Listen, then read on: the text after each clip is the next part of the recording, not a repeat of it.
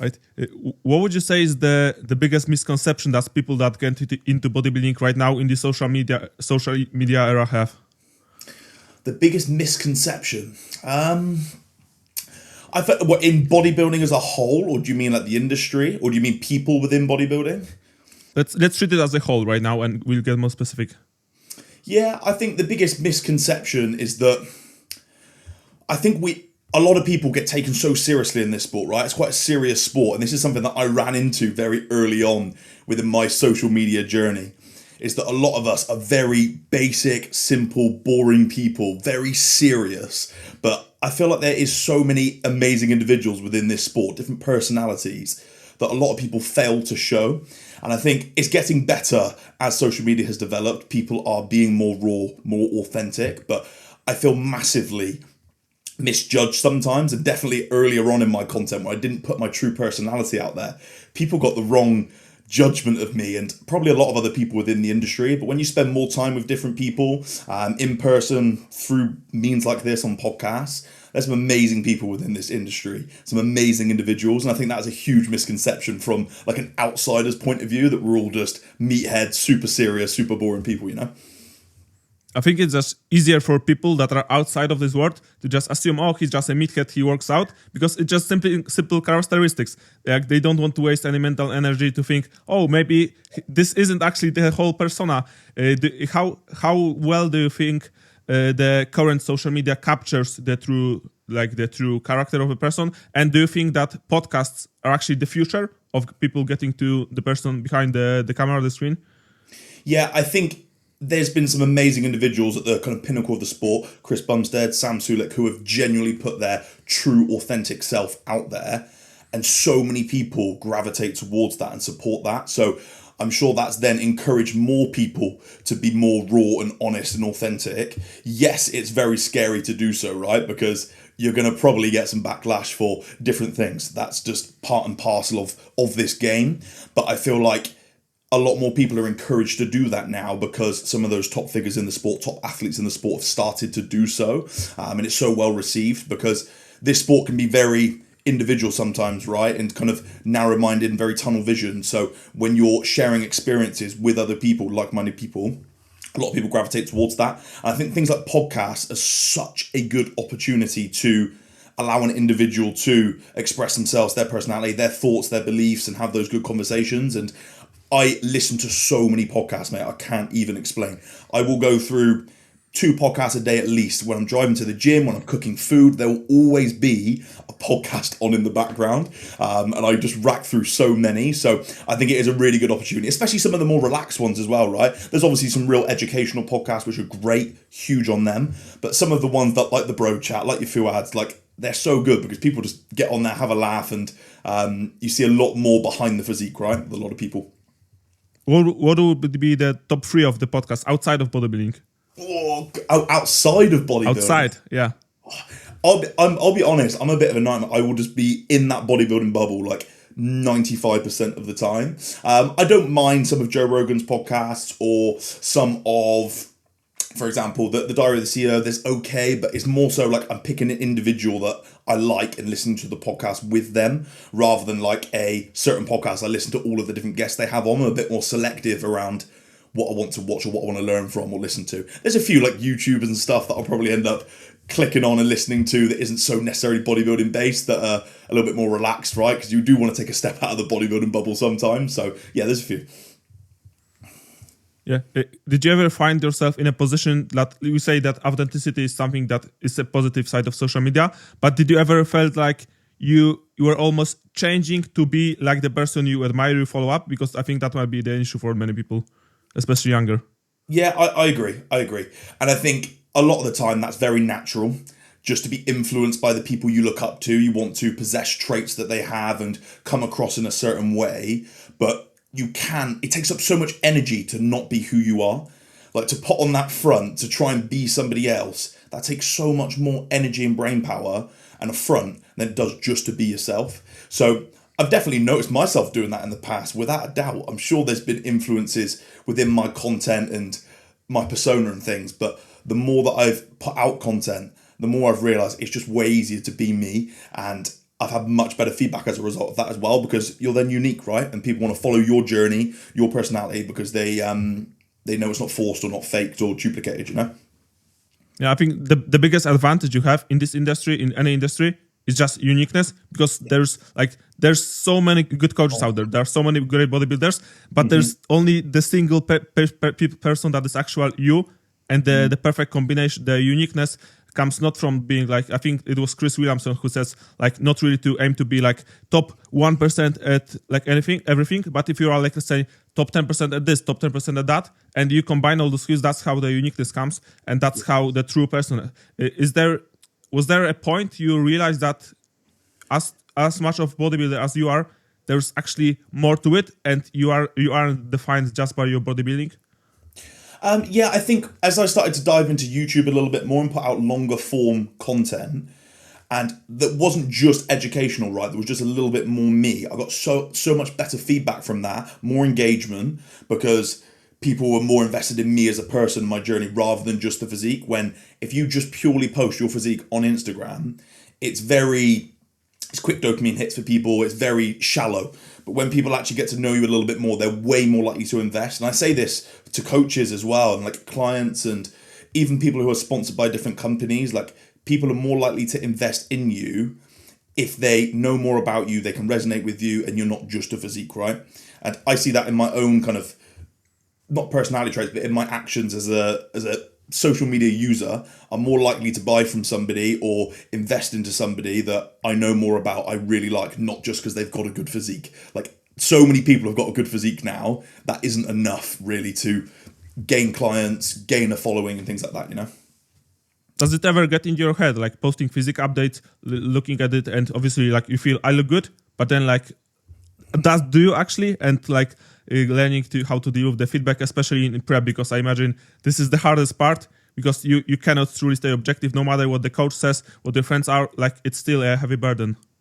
Yeah, I think so. I think I've got better to, I don't really like to receive compliments, especially on like Instagram where they're just thrown at you with no weight. I really listen to the people who I feel their opinions have a lot of value and a lot of weight to them. So my coach and things like that. Don't get me wrong. There'll be people on social media who will throw different opinions at you, and whether that is loads of compliments or even negatives. But I'm a little bit shut off to that, because I know that isn't going to help me as an athlete at all. Like, I will take on board the opinions that are going to move me forward as an athlete. And unfortunately, that isn't followers on Instagram. It's going to be figures held in a higher regard who have the experience, who can give you an opinion from all of that back data, essentially. So, yeah.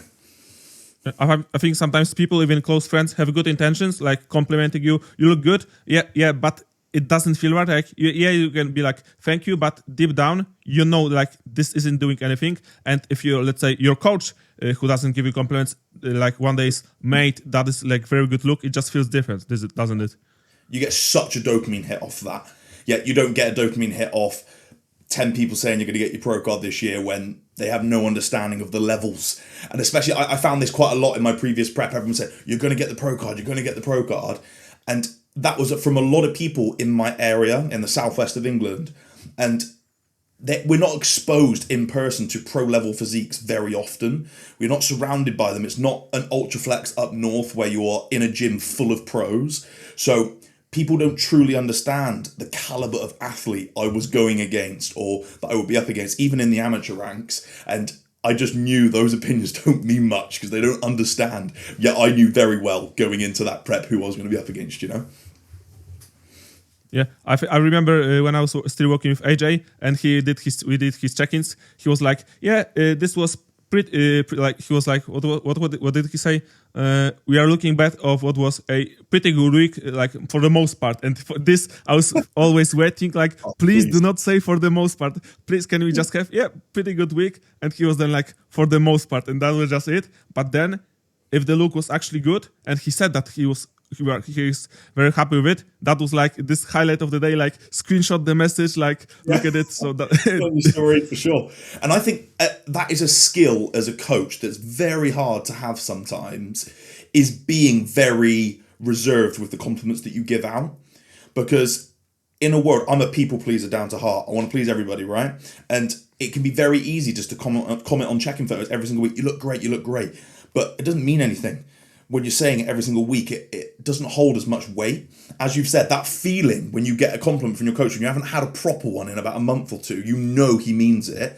And what that does to you going forward, that's when you are so motivated, right? So it holds so much more power when you don't say it as often. And that's something I've had to definitely improve at as a coach over the past 7 years, because at the start I would have been very gung-ho with compliments because you want to keep the client happy, right? And keep them moving forwards. But yeah. I think as a coach, sometimes you just have to like try to feel the energy, because I sometimes got clients who I know like this isn't probably the best. I wouldn't compliment them, but I can really like hear it within their feedback that they need some uplifting. And do you ever do that, or does it like? Because I imagine you must have had like many cases like that. Yeah, that is so true. You've got to read the room, and you've got to be a chameleon as a coach, right? Some people do need that pat on the back way more often. Okay, and then other people don't need that. And I think typically a lot of the time, athletes trying to get to the top level of the sport, you shouldn't be dishing out compliments to them, because if you do that, it breeds complacency. It might make them feel like they are doing enough. And this is something that I thank my coach for so much. Like, he won't dish out many compliments, but the reason he doesn't is because he doesn't want me ever to get complacent. It's always the next level. Let's keep finding it. And he will give compliments when he means them. So that's definitely something I've learned a lot off from him, because of how that makes me feel as an athlete. But I'm individual and I'm different to somebody else. I don't feel like I need loads of compliments, as I've mentioned, because I'm not where I want to be yet, not even close. So yeah, I think it depends on the client and the individual you got in front of you. Yeah, I think it's hard to put yourself in another person's shoes, because if you like, let's say, more of a robotic person and you don't need compliments, sometimes like I fell into a trap that I think everyone's the same. I don't ever compliment because I don't need it. But then I was like, hey, maybe that person who's actually like in a deficit for 20 weeks, he might actually need some nice words. And it's hard, because I feel like some of my best clients do not need that. They are like, just give me the plan and I will do it. Just like they check-in responses like, thank you, all clear. This is how I was, so I can relate to that. But sometimes the check-in isn't really about adjusting anything. It's more about keeping them in the right lane when it comes to mindset. Like, this is such a like valuable role as a coach, and this is the reason I think like none of the AI apps, nothing like will ever replace coaches. I agree. I was very fortunate to go through one-to-one PT before I went fully online, or majority online, and it taught me so many skills of how to deal with people. And coaching is 50%, yes, the analytical side of things, making strategic decisions and creating the perfect split and training plan with volume distribution. But the other 50% is dealing with people and how everybody is so different, and changing your communication. I feel Callum Raintrick done a really good podcast with Miriam, Max and Chloe recently, talking about that and how he needs to completely change how he acts with a person in person and don't meet the energy with the energy. I think that was really important, a really good point that he made. You've got to be very kind of calm and react and communicate correctly with different people to get the same response, but a very different approach, you know? Yeah, it's almost like you got to be a chameleon, to read the person and just like mirror it. Like, it's a known like psychology like stuff that when you like, let's say you're talking to someone face to face, you will subconsciously mirror how they like reacting, their face expressions, if the connection is right. And if it doesn't, you might feel like, we are saying the same words, but it just doesn't connect. And the same with clients, it's very important. Yeah, it's a skill, man, and it takes time to build, and it takes a certain type of person to be able to do that. But the more successful coaches aren't necessarily always the most knowledgeable coaches. They're just people who know how to deal with people. I think that's really important. Do you feel like we are missing that part more and more, because more people are looking into like scaling their business, like it's all about like building their business, but they forget the people part? Yeah, agreed. And for me, I've always said this to myself, because it's so easy in the coaching world to compare to other people. Oh, they've got 100 clients, they've got 50 clients, and they're hitting this revenue per month. But I've always said to myself, like, I built my coaching off building really strong relationships with my clients, and that's how I get the most fulfillment out of my job. I would prefer to earn nowhere near as much, but have super strong, committed clients who I've got a great relationship with, because I get so much more reward out of coaching that way rather than just coaching numbers into a mass amount of people. So that's always the start I prefer, because like you said, a lot of people get blindsided by, I need the next milestone of clients, the next revenue stream per month or revenue count. And you end up forgetting that you're dealing with people because you can't deal with that many, Do you see any different traits in clients that you have that step on stage versus the one that are more lifestyle when it comes to like mindset and? Yeah, absolutely. Like, it definitely takes a different level of people to be able to get down to stage, and there's definitely similarities in their traits. I've always built even stronger relationships with the people who I've put on stage because of that close, consistent contact in person. Like, you literally live the prep with them.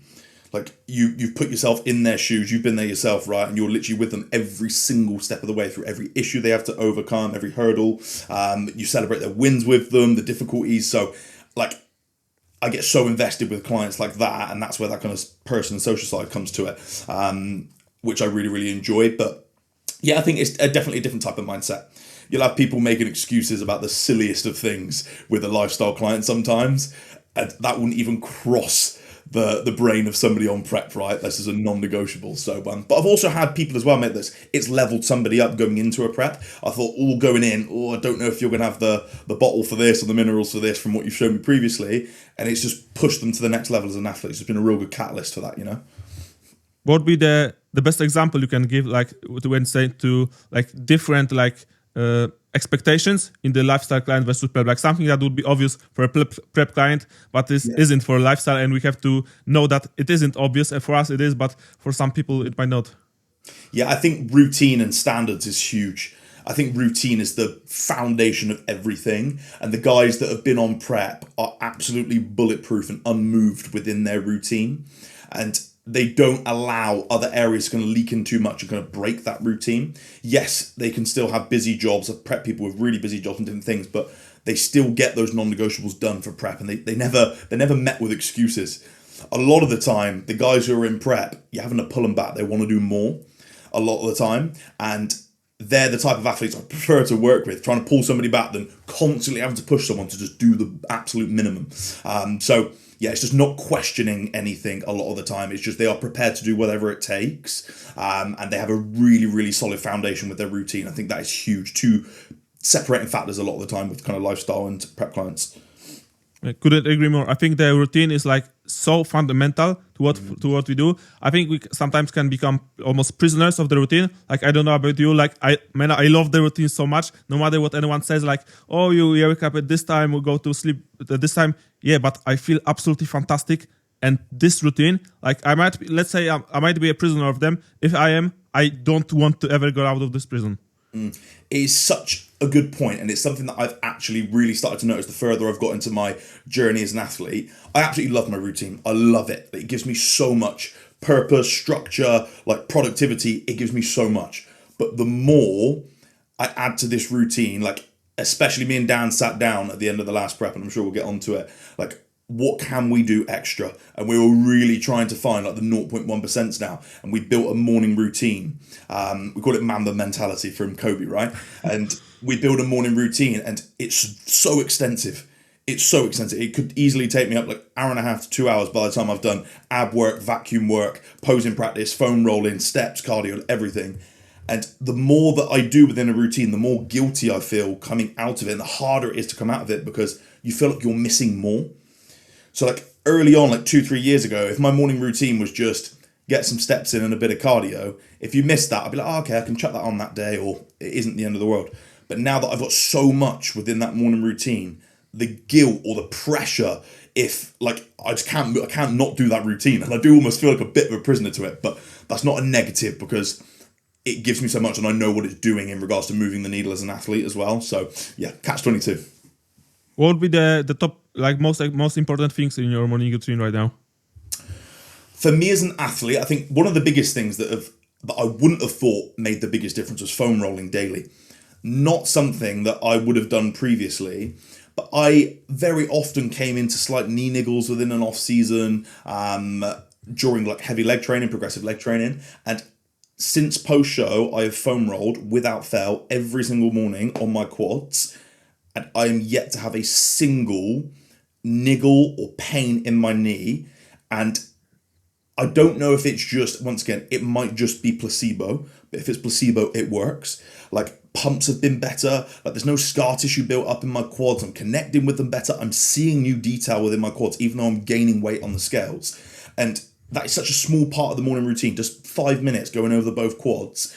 And they don't feel like there's anything there now. At the start, they felt very gristly, very tight. And now that I do it daily, and it's just part of my routine, something I do, like brushing my teeth, my training's massively benefited from it. So even though that's a small thing, that's definitely made a big difference, a tangible difference. Outside of that, I think it's everything. It's all so important, man. Like, I wouldn't even weigh one higher than the other. Posing's just as important as the ab work daily, as the vacuum work, as the morning movement with hydration and steps. Like, it's all just as important as each other. Yeah, I think the foam rolling is a good point. There was a point where people like were so into it, like this is the best thing. Then we went the other way, but I feel like people miss the point.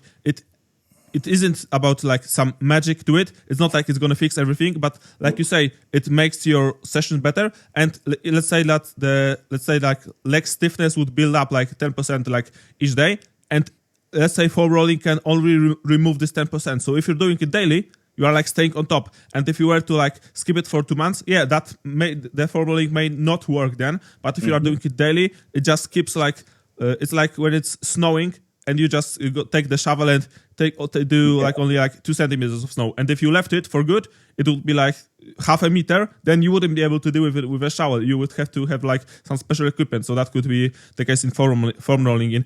Have you ever used a SAD lamp, like the therapy lamp in the morning? Not the therapy lamp. It's something that I want to invest in. I've seen Cuba's invested in it and a few other people just getting more red light exposure. I try and do red light exposure in saunas as often as I can. But yeah, definitely something that I want to get set up in my office for sure, because I know that's super beneficial as well, setting the circadian rhythm and getting that red light exposure as well, you know? Yeah, I found this is probably like the best investment you can make. It's like, it's very cheap. I've started using it like 1 year ago. And mate, I can tell you like the whole like circadian rhythm, like I'm obsessed with it. And I can tell you it works. You know how I know? Because I was, after the prep, I've kept my schedule so like 3 a.m. wake up time because I couldn't get out of it. And a few weeks back, we were going to Derby for the seminar. Yes. So normally I would wake up at 3 a.m. in Poland. So that was the 1 hour before. So I woke up at 2 a.m. like fully aware because so I can 100% say this works. And if I were to like change right now, I'm trying to change for like 4:30 a.m. to then wake up. So I'm just using the lamp, like I'm straight wake up, like obviously weighing, etc. And straight onto treadmill to do steps. Use the therapy lamp for like 20 minutes. And then when I sit down to do work, I also have like a softbox lamp, like really strong light to do like 2 hours of deep like work in the computer. And it actually, it allows you to be more focused. I add some like alpha waves on the headphones, like you can really stay locked in. But the light itself, I think it's so important. I know many people use the blue light blockers. I also use them like last 2.5, 3 hours a day. But the whole circadian rhythm, the melatonin, etc., it all starts in the morning, and people miss that point. They focus on the second half of the equation, but they miss no exposure in the morning, right? And I bang on about it with my clients so much. I don't think people truly understand the power of sleep. I know in this space we're quite educated on it, but I still don't truly believe people know the power of sleep and what that can do to maximize your ability to progress, and just from longevity, like absolutely everything is influenced by sleep quality, sleep duration. So yeah, I think that's a really good point, because that's something that I don't do, but I always try and make sure I get some form of exposure of sunlight on my skin, but we don't always get that most of the time year round, you know? So that morning part is super important. I think that's a really good point. Yeah, I heard people say just go get some sunlight. Yeah, that sounds good, but if it's like 4 a.m. and it's dark outside, you don't really get that. And it's about setting the signal like right from the get-go, like when you wake up, not like 5 hours later. And I think the second most important factor is like phone usage. Just do not use that phone. I find it so strange when I hear someone like goes to bed and then he scrolls. Like, man, you just cannot get into the bed with phone. Like, for me, it's obvious, and I thought it's obvious to everyone. And now I actually had dealt with some clients who had that issue, and I was like, like I was so surprised to learn that people actually do that. Like for me, when I set the alarm clock, the phone is like off. I cannot even look at it. I don't know. What's your take on it? Yeah, I agree. I think those phones are so powerful. They're built to keep us on it as long as possible. Every app, everything is designed more than we know to keep us glued to those screens. And it's just an addiction.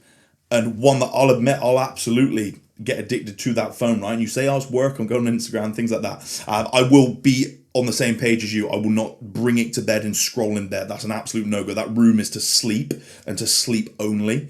Like, I will not be in there doing anything other than sleeping. That is the only purpose of that room. And I think that's huge. And I'm able, and I'm sure you're the same, I don't need an alarm. I will go to bed at the same time, wake up at the same time, because I don't need that phone there to wake me up, because I'm so patterned in with that circadian rhythm. So I think it's a huge issue, and a huge answer I give people when they give me the excuse if they ain't got enough time. I'm like, screenshot me your screen time. Let me know. Honestly, there's your answer straight away a lot of the time, you know? Yeah, I actually set the alarm. I usually wake up like 3-4 minutes before it. Yeah. So just to be safe in case I would sleep later. I remember in prep, the best time to wake up was like 2:46. Like I was like, at first I was like, yeah, let's wake up at 5. Then like 4:30, then 4. Then it was like 3:33, and then it was like, all right, I wake up. It's 2:46. It doesn't make sense to go to sleep, so I would wake up and it just keeps shifting. Yeah. It's crazy, right? It's crazy what prep does. Definitely, it just brings you up earlier and earlier and earlier, which is nice. A lot of people have benefited from that. I'm like, and this is what we always say, transition into the off season, keep those routines that you built from prep. And one of them is sleep, right? Getting that back nice and early is really nice then to carry that into the off season. Yeah, I wouldn't say keeping up the 4:46, the 2:46 would be. Yeah, that's a little early. I'll be honest, I'm not quite that early. Yeah, you hear the coach saying, yeah, just keep up the routine, and you're staying all year around, going to sleep at like 6 p.m. because you're tired. That might not work. No, not so much. Definitely get a little bit more sleep in the off season, that's for sure. Yeah, I talked to Kuba in Derby about it because he hosted, like, he had his seminar there, his lecture, and I was like, yeah, how would you like schedule the sleep shift? And he was like, just don't wake up at 3. He was like, wake up at 5 or even 6. Like, this is like extreme for me. I'm still trying to give like 4 or 4:30, but he was like, yeah, because you might not feel it, but it does. Even if the sleep hours are the same, it does change it. And obviously, like, we like to lock in our routine, but the life outside of bodybuilding might be the same, but the life outside of it might suffer, because, like, let's be honest, like 6 p.m. sleep time isn't really like sociable. Yeah, for sure. Yeah, you want to have that balance between the two. And I think it is somewhat dependent on the person as well. Some people genuinely work better super early in the morning before most people have got up. They feel most productive there. And I think sometimes people use it as an excuse. I'm a night owl. I've got to be up until 2-3 a.m. in the morning. That's rubbish, right? But I do feel some people shifting that schedule might work slightly better for them. I think the most important thing is just keeping it the same where possible, you know? How did you manage the social aspect with preps in the past? I found it's so bad, right? But my social was the gym community, right? And people within the sport. So I didn't struggle with it too bad. Like, I think earlier on in some of my first and second preps, I was always so strict on, don't let this affect anybody else. This is my choice. Like, I can still go and do things. I'd never hide myself away and turn down opportunities. I'd be the guy who'd happily go out, the whole table's eating, and I've either got Tupperware or I'm not eating myself. I'll just get a drink. I always made a real effort to keep everything exactly the same.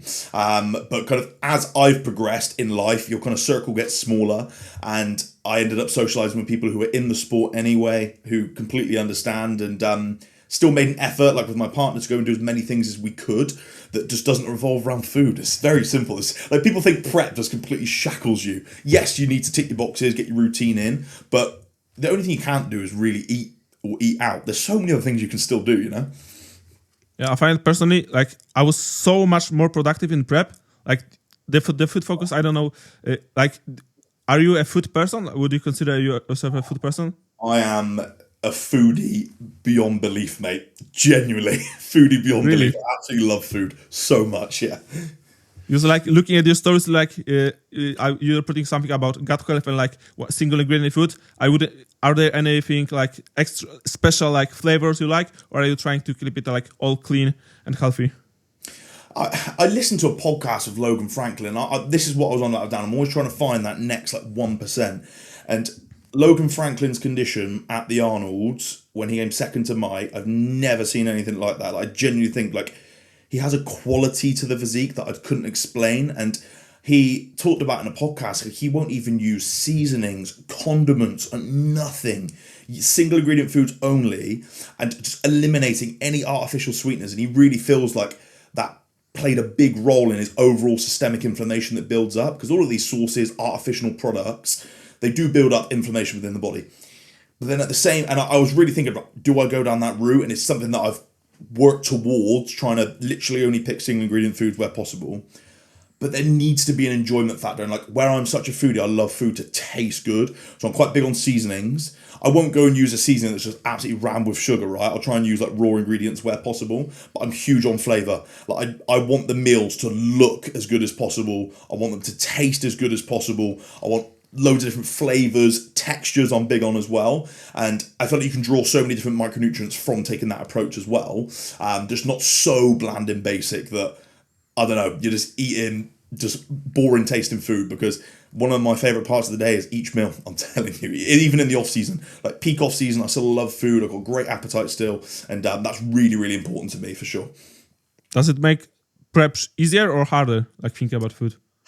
I think in my first 3 preps, I was heavily food focused. My feed on Instagram would be full of like horrendous foods, you know, like all the dirty cheat meals and all that kind of stuff. I would very often watch YouTubers who eat food as well, very commonly. But this most recent prep, I made a real effort not to do that. Like, I enjoy all the meals I eat. Yes, these other foods are unbelievable. They taste great. And I'm sure you think they taste even better when you're starved from them on prep. But I didn't really get much food focus this prep, which I was super surprised at. I didn't have my feed full of food. Don't get me wrong, I was very much looking forward to eating off plan after the prep, but I was enjoying all the meals that I was eating, and I just wasn't really that food focused, even though I'm such a big foodie. And I just made a real effort with the meals that I was having, and that was enough to me. I think I just knew that it doesn't benefit me in any way getting stuck into that trap. Because the second you start, the phone's clever. It'll show you more and more and more of it. And I just subconsciously done it. And I looked at my Explore page on a week out, and there wasn't any food on there. I know you mentioned that the flavor being important, but would you say having a bland food without any taste might be a good strategy for prep for people dealing with like hunger issues, etc.? To make the food like not really yeah, you know what I mean.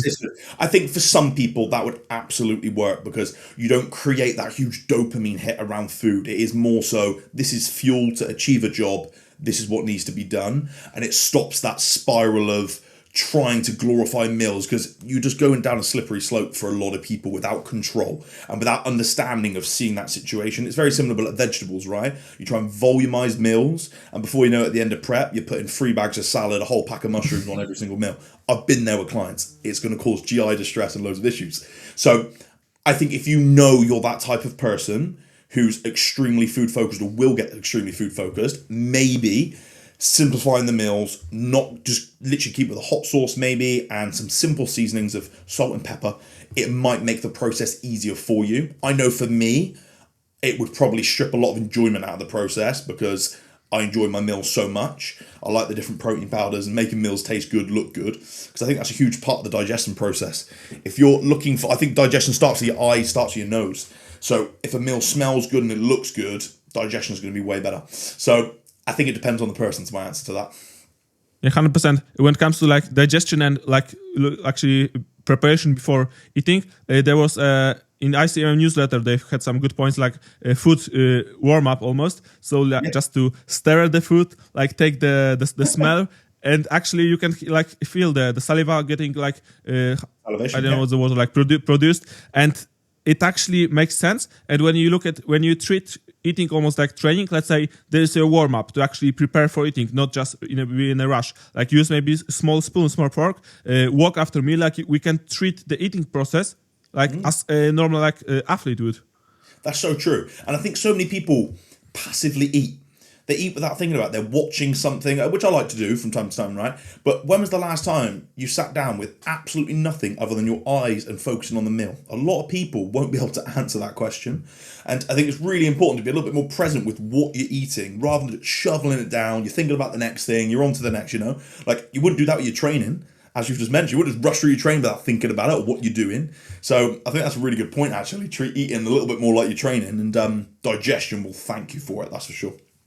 Yeah, like it might sound stupid for some people, but when you it does, you don't like take much more time with it. It's just like few minutes. You don't have to watch anything. You can just focus on eating. After that, like walking for 10 minutes. There's like so many benefits out of that. And to answer your question, I think the only time when I was actually like focused on food, not watching anything other, this is probably when I'm away, like there isn't anything other to do, or like, I don't know, like backstage eating the cream of rice. Yes. And Oh, you're very present then. Yeah. Actually, the best part about food in prep is like you get the taste gets so much better. Like right now, and it stayed with me, man. Cream, and I'm not sponsored by any of the companies, unfortunately. The cream of rice is traded by JP without any code. Mate, it tastes so well. Like people laugh at me because I'm all about the cream of rice. Yeah, the cream of rice, the cream of rice. Just eat it every time. But that's true. We can like almost resensitize your taste buds, and for most people, this could be like even you don't have to step on stage, but do a real dieting phase. And you will appreciate the food so much more than you would ever before. I used to be quite a fussy eater. Like, I wouldn't eat too much fruit. I definitely wouldn't eat many vegetables. The first prep that I'd done, my coach just set macros for me. So I was in complete control of the foods that I was eating. And my God, if I look back then, what I was having, it lacked so much diversity. And that's because I just didn't like the foods. After that first prep, it was like a factory reset on my taste buds. Like, I don't think there is many foods I don't like now. I genuinely like everything. And I wouldn't have liked fish before. I wouldn't have liked mushrooms. I would have said, that's fungus, that krill. I've never eaten that. But now, like, I have so many different vegetables, so many different fruits across the day. I love it all. It just gives you such an appreciation for food. And like you said, it makes you feel like you're eating in HD because you've just starved yourself for that for such a long period of time. You appreciate it, you know? Yeah, this is the life hack for people who cannot eat vegetables or fruits. Just do a prep, and then, like at the end of the prep, start eating fruit and veggies. Obviously, not crazy volume, but yeah, you will be much better off in the long term health wise. I agree. Get the body into survival mode where it will crave anything to survive, and then before you know it, you should build up a bit of a palate for it. So yeah. Speaking about food, how is the current growth phase going? It's like week 4 right now. Yeah, so we finished prep at the start of November. We then had an extensive health phase because it was quite a long prep in totality. It was about 24 weeks. So we ended up doing around about a 13-week health phase in which we gained around about 8 kilos during that time. So we went from about 94 kilos up to around about 100, 101. And we got our bloods done, got all the all clear there, and now we've started pushing up again, and things are flying, man. We're hitting week 3 of like the true off season, so momentum's starting to pick up. I feel so fresh mentally and physically. I feel like I've got such a long runway ahead of me in regards to gaining, growing, improving, and I'm only 2 kilos off my all-time heaviest scale weight, which is a super exciting prospect for what could be achieved, because we've got quite a tight turnaround until prep again. So I'm very excited for that, because I've always done long off seasons, 2 years most of the time. I'd always take the year out. So this is kind of the shortest off season I'll ever have. So very excited to see. Just need to be flawless with it, you know. What is your weight cap in the classic? So it's tight with my height. So I'm in between 5'11" and 6 foot. And what I weighed in out of the pro qualifiers this year allowed me to be 98.5 kilos on stage. And this prep, I was bottomed out at 90 kilos and probably stepped on stage about 92, 93. So I have so much room. Like, I've probably got 8 kilos of muscle I could add, because that included absolutely no dehydration tactics or anything like that. I had like 2 mils in the system when I stepped on the scales for the weigh-in. So I've got such an incredible amount of room to gain. And then when I turn pro, it'll then be another 3-4 kilos on top of that. I think my pro cap's 101.5 kilos, so that's crazy. Yeah. So the connection was a bit off. Now we are good. Yeah. How long of off season are you planning? Like another 2 or 3 years? No, so we were so close in this previous season. I went into that season with absolutely no expectations on a placing. It was my first ever enhanced prep, my first time competing in like the NPC and going for the IFBB Pro card. And I went in just with an expectation myself to display what I truly feel classic is. That was the absolute goal of that season. And where I placed is where I placed. If it happened, it happened. And if it didn't, it doesn't matter. It didn't change a thing in regards to the process that I would carry out as an athlete, keep taking steps forwards. So we went in and I managed to win the overall in the first regional, which absolutely like took me back. I did not expect that. And then we narrowly missed out at the British finals on the pro card in the overall. An Italian guy won it, and I believe it was super close, and it could have gone either way.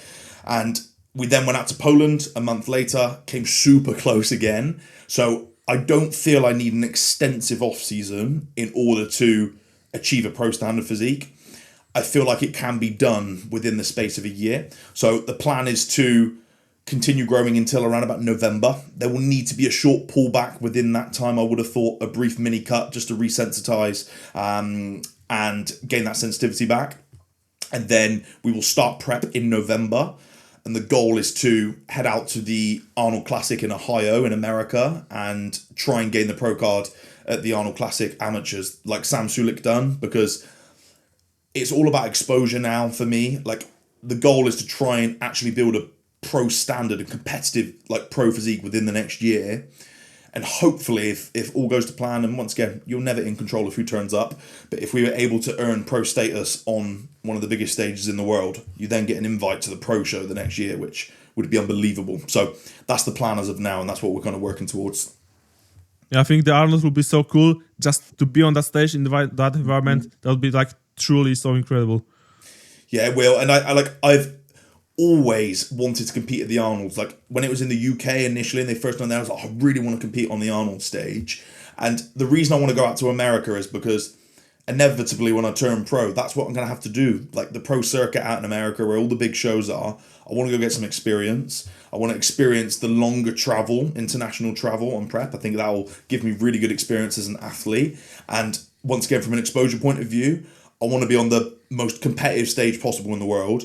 And I want to put my name on the map out towards America, get in front of some American judges. Because I feel like they typically reward a bit more shape than they do kind of like size and condition sometimes.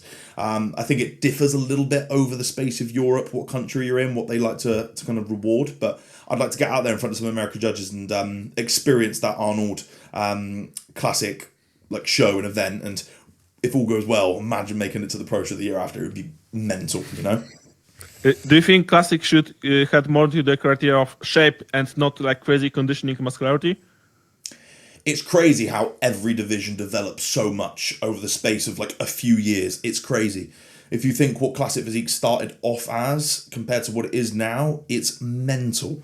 And I just feel like it's the natural evolution of anything. Like humans are just trying to be better, trying to level up, and the standards will just continue to rise. So I don't know. I think it's a look. I don't feel like we should be just representing Classic from the 80s and the 90s and the golden era. I don't feel like, unless they want to create a separate category, that could be an option and have two different forms of Classic, like old age Classic and new Classic, because it's very unique. Classic bodybuilding isn't necessarily representing what it was 30 years ago, or bodybuilding 30 years ago, in my opinion. It's a completely different entity now.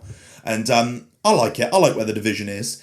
I think someone like Mike, before he got heighted in lower, I think that was getting borderline, like, I don't know, you got some great Classic lines, but that isn't true Classic where the legs are just blown right up. But I think I think out of every division, I think Classic's the most subjective. So what kind of Classic look do you like? Classic can mean lots of different things to lots of different people. So I don't know. I think they've got to be careful. I don't think removing weight caps would be a wise idea. I think that could get out of hand. So yeah, I think they've got it right at the minute. I think they've got it in a good spot. I love the physiques now. Like the classic physique Olympians right now, I find it so impressive. It's wild. And as the sport grows, we're just going to start discovering even more freaks with crazy genetics, and like the classic division is going to be an absolute freak show of like non-existent waists, crazy symmetry. Like it's going to get crazy. So I like where it's going at the minute. I think it's in a good spot. And the UK might actually get future Mr. Olympian Classic. That's the goal. I think Naz can do it. I genuinely think it's all going to depend on can he keep improving with the weight cap, because he's pretty massive. I think he's born to be open. The quads since day one. Believe it or not, Naz is who got me into competing. I went to Body Power in 2019. I didn't know anything about competing. Well, I kind of did. I looked up to like Ryan Terry and Andrew Dew and a few guys like that. And I remember going and watching a competition, like amateur competition, and Naz won the junior physique category. And I'm like, I want to do that. And the following year, I'd done the same show just because I seen him compete at Body Power. So it's crazy to see where he's come from. And I genuinely feel like with Cal at the reins as well, like he could absolutely do that. Like he could even do it this year. Like I don't want to rule out. I'm a huge fan of Rough Diesel, and I think I'd love to see him win it personally. But I think he could. We can make it. He could be in that top mix now with the improvements he's made going into this year. What year did you get into the industry? You started in men's physique, right? Yeah, started in men's physique. I first competed when I was 20 or 21, so back in 2019. I've been coaching since that age as well, like one-to-one personal training, and then kind of transitioned more into online. So I've been competing now, best part of 7 years. I've done 4 preps, and the next one will be my 5th. So yeah, got a decent amount of experience in it now.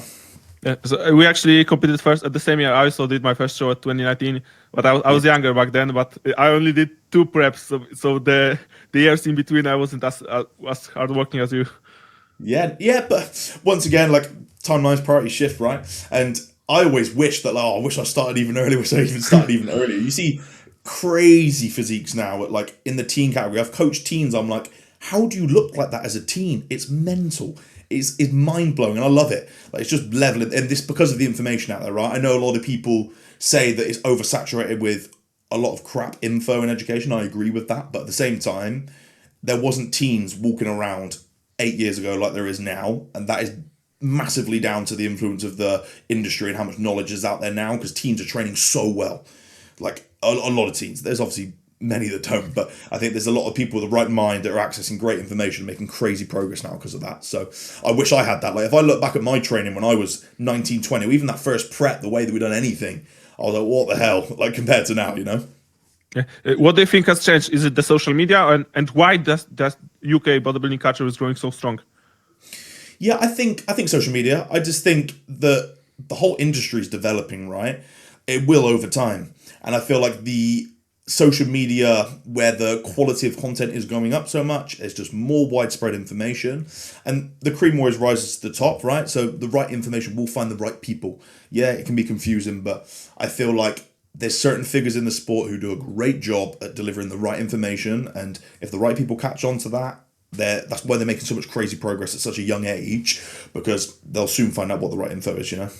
Yeah, I remember when I was getting into the training, etc. There were any like Instagram posts. This was mostly YouTube. So guys like David Late, obviously Ryan Terry, etc. I don't know if you remember those. I used to follow a bit of FST7 from Hanny Rambold. I remember when I was doing like training when I was 19, I was doing 7 sets, supersetted leg extensions with goblet squats and lunges, and literally just doing some of the craziest stuff. And all the guys now are like very strategic with their volume parameters, with their execution, where back then it was just doing what the top Olympians were doing when I was like an 18-year-old natty and just like trying to bully myself through training. But it was fun, you know? And then I very kind of slowly caught on to the logbooking and the JP style of training when I was kind of like in that second prep, and then it transitions. And I'm a big believer in training should almost come in phases. Like your training career and your training journey should be split into phases, and how you train in each phase should change quite a lot. And I've got a new profound like appreciation now of some of the top guys in the sport who I would have looked at 5-6 years ago like, you're training like an idiot, but they're not now. Now that I've got a different understanding of training, it's like they're training for their needs in that set point that they're at within their career, compared to they would have trained very differently 8 years ago to build the physique. That's what a lot of people say, like with Nick Walker, oh, he's lifting such light loads. I'm like, number one, he wasn't lifting light loads to build 80% of that physique. But then number two, you don't understand the things he's cueing, the things he is doing during training. You can't even see it. There's like one thing, and this is another really good point, like there's one thing training hard, and then there's real hard training, and there's a difference. There's looking like you train hard, right? You can do the balls to your wall, your Branch Warren style training, like getting under a load, triple drop sets and all that kind of stuff. But I feel like some individuals like Nick, like they're on a different level of training hard. You can't see it, but some of the things they're cueing, the amount of pain and stimulus they're able to create doesn't require the load, but they're staying so accurate. Cuba's huge on this, right? He bangs this home so much. It's way harder to be ridiculously accurate with your training to failure than it is to get in and go gung-ho every day of the week. So I went on a bit of a tangent there, but I hope that kind of makes sense. Yeah, I think people misunderstand that accuracy is actually hard, and when people see someone that trains accurate, in their head that's, oh, it's light because he controls it so well. Mate, this is so hard because he actually controls it well. Like inaccurate swinging the weight isn't hard. It's just moving from A to B, and the accuracy is what hard. The pain you create when you are controlling that weight in close proximity to failure on like a leg press. If you're on those final 4 to 5 reps and you have the ability to completely absorb that weight, control that weight, eliminate momentum, you're bracing, you're cueing different things to create tension within your quads, you're trying to make it as hard as you can. My God, that mentally zaps you compared to just absolutely going beyond failure with 5 spotted reps. That's way easier. I've been there and I've done that, you know, and just getting someone shouting at you and just smashing the weight off you. Like, it's a different type of pain. That's just like absolute adrenaline through the roof, like fight or flight. Like, try and absolutely like feel the fire and just stay there like you're just burning alive, you know. It's way harder to do that than it is just to run through a fire, you know. Yeah, there comes a point almost maturing enough in training when you realize this isn't about ego and yeah, you can move more weight. This is about whether you actually want to make progress or just be like look cool for your gym bros who don't actually care about your long-term progressions, and stay accurate, because accuracy can unlock you to train even harder. It's just from the outside. Like, let's say you do a seated leg curl. If you are focused through the entire set, like when you lower the weight on the last rep and you still control it, people think like, oh, it's a light set. And if you were to like swing the weight, like scream, this is hard training. But is it? Yeah. I get more nervous for a seated leg curl than I do for like a leg extension or like a leg press these days. And I feel like my training's taken such a step forwards post-show. And once again, I have my coach to thank for that, Dan. Just completely unlocked a new understanding of training, a new level. Like, from an outsider's point of view, like, you can see somebody controlling. Eccentrics are there, pauses are there in both end ranges. But then he started to teach me and deliver me cues to make things even harder with like great execution, of course, but some of the cues that just made it excruciatingly painful. And I used to be able to like stack a seated leg curl, yet my hamstrings aren't dropping to my ankles. I'm like, what's going on? And I still had great like control, both end range. I was pausing still, but there's another level to tap into. And it's trying to make things as stressful as possible for that target tissue.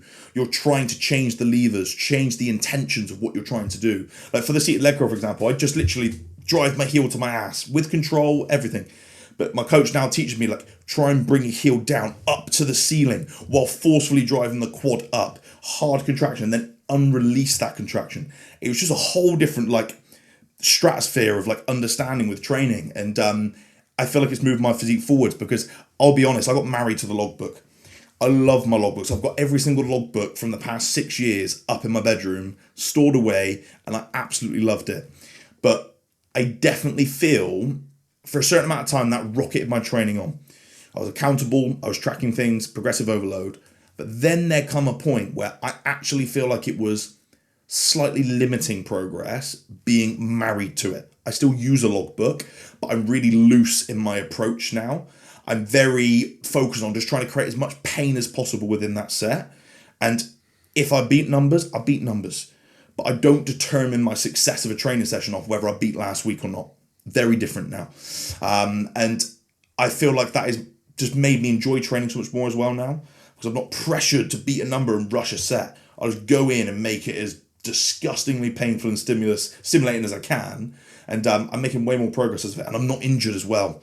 Like I feel so injury free because of this. So yeah, that's been a really exciting approach that I've started to adopt now. Hamstrings are like so tricky. Like in the past, I can 100% see myself in everything you said right now. I used to be able to like single leg stack like the whole city leg curl machine. Yeah, the form was good. Like you'd say, yeah, the technique is good, like correct tempo, etc. But the feeling just wasn't there. And like from the last few months, when I actually like really connected with my hamstrings, this feels so good. Probably hamstrings, I get probably the best connections out of all my body parts, and they finally start to grow. Obviously, it's a slow process, but they're actually progressing. There's so much you can do when you ask yourself whether not how to max the weight and how much, like how big of a stimulus can you get out of the least weight and then progress it, because it's about the long-term progressions. People like get excited about, oh, I maxed out the machine in my second week of program. Mate, that isn't what we are looking for. The best case would be like first week, you can only do half a stack with that execution and then slowly progress, not to just get to it faster, because it's about like accumulating the stimulus, not just getting to the number. And people like, this is so hard because people might be conscious about it, but still the ego is so strong. There's a point when you realize it, but still you cannot beat the ego if you do not actually realize that this is like, what's the word? This is not enabling you to progress in the long term. Yeah. I don't think people truly understand how long it takes to build muscle. And like, you're not building enough muscle every single week to be getting +1s, +2s, like week in, week out.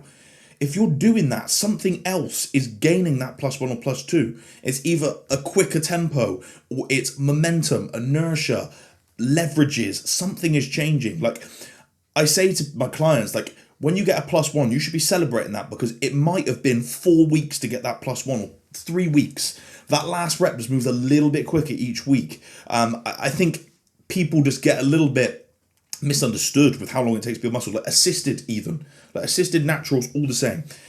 You're going to take time to build muscle. It's not like losing fat where you can drop a kilo of fat off a week. You're adding grams per week. That is not going to move the needle that much on an exercise, you know, and people need to understand that. So I think they need to be a little bit more comfortable with matching reps 2-3 weeks in a row, but it just being that little bit better, a little more stimulating, a little more painful. Like that's really where their focus should be. Sometimes telling clients that the goal isn't actually to keep progressing each week. Oh my God, I hit the rep bench. Like the goal is actually not to do it at some point, because then we know that this is actually working. Yes, I agree. And if people understood that, I think the logbook then can become way more valuable when it is not just a numbers game. It's there as a tool to guide weight selection, give you an understanding of kind of progression over time, but it shouldn't be at all costs. Like it's a very like JP mindset, right? And I'm sure he'll be one to say you should be able to progress your logbook every single week. And all right, that's an approach, okay? But I feel like for a lot of people, it just leads to people reducing quality of execution and accuracy, because a lot of the times they haven't controlled the 99% of their variables outside the gym, so they haven't really earned the right to go get a +1 this week. Yeah, they'll make it happen, because they need to get progress in the logbook, and something will change, something will speed up, and you'll put a rate limit on how much muscle you can build for sure. Yeah, people might look at the JP, but when you actually look at it, like his form is like identical. You can remove the weight. It's really literally like one-to-one identical, and it's not the case within most people.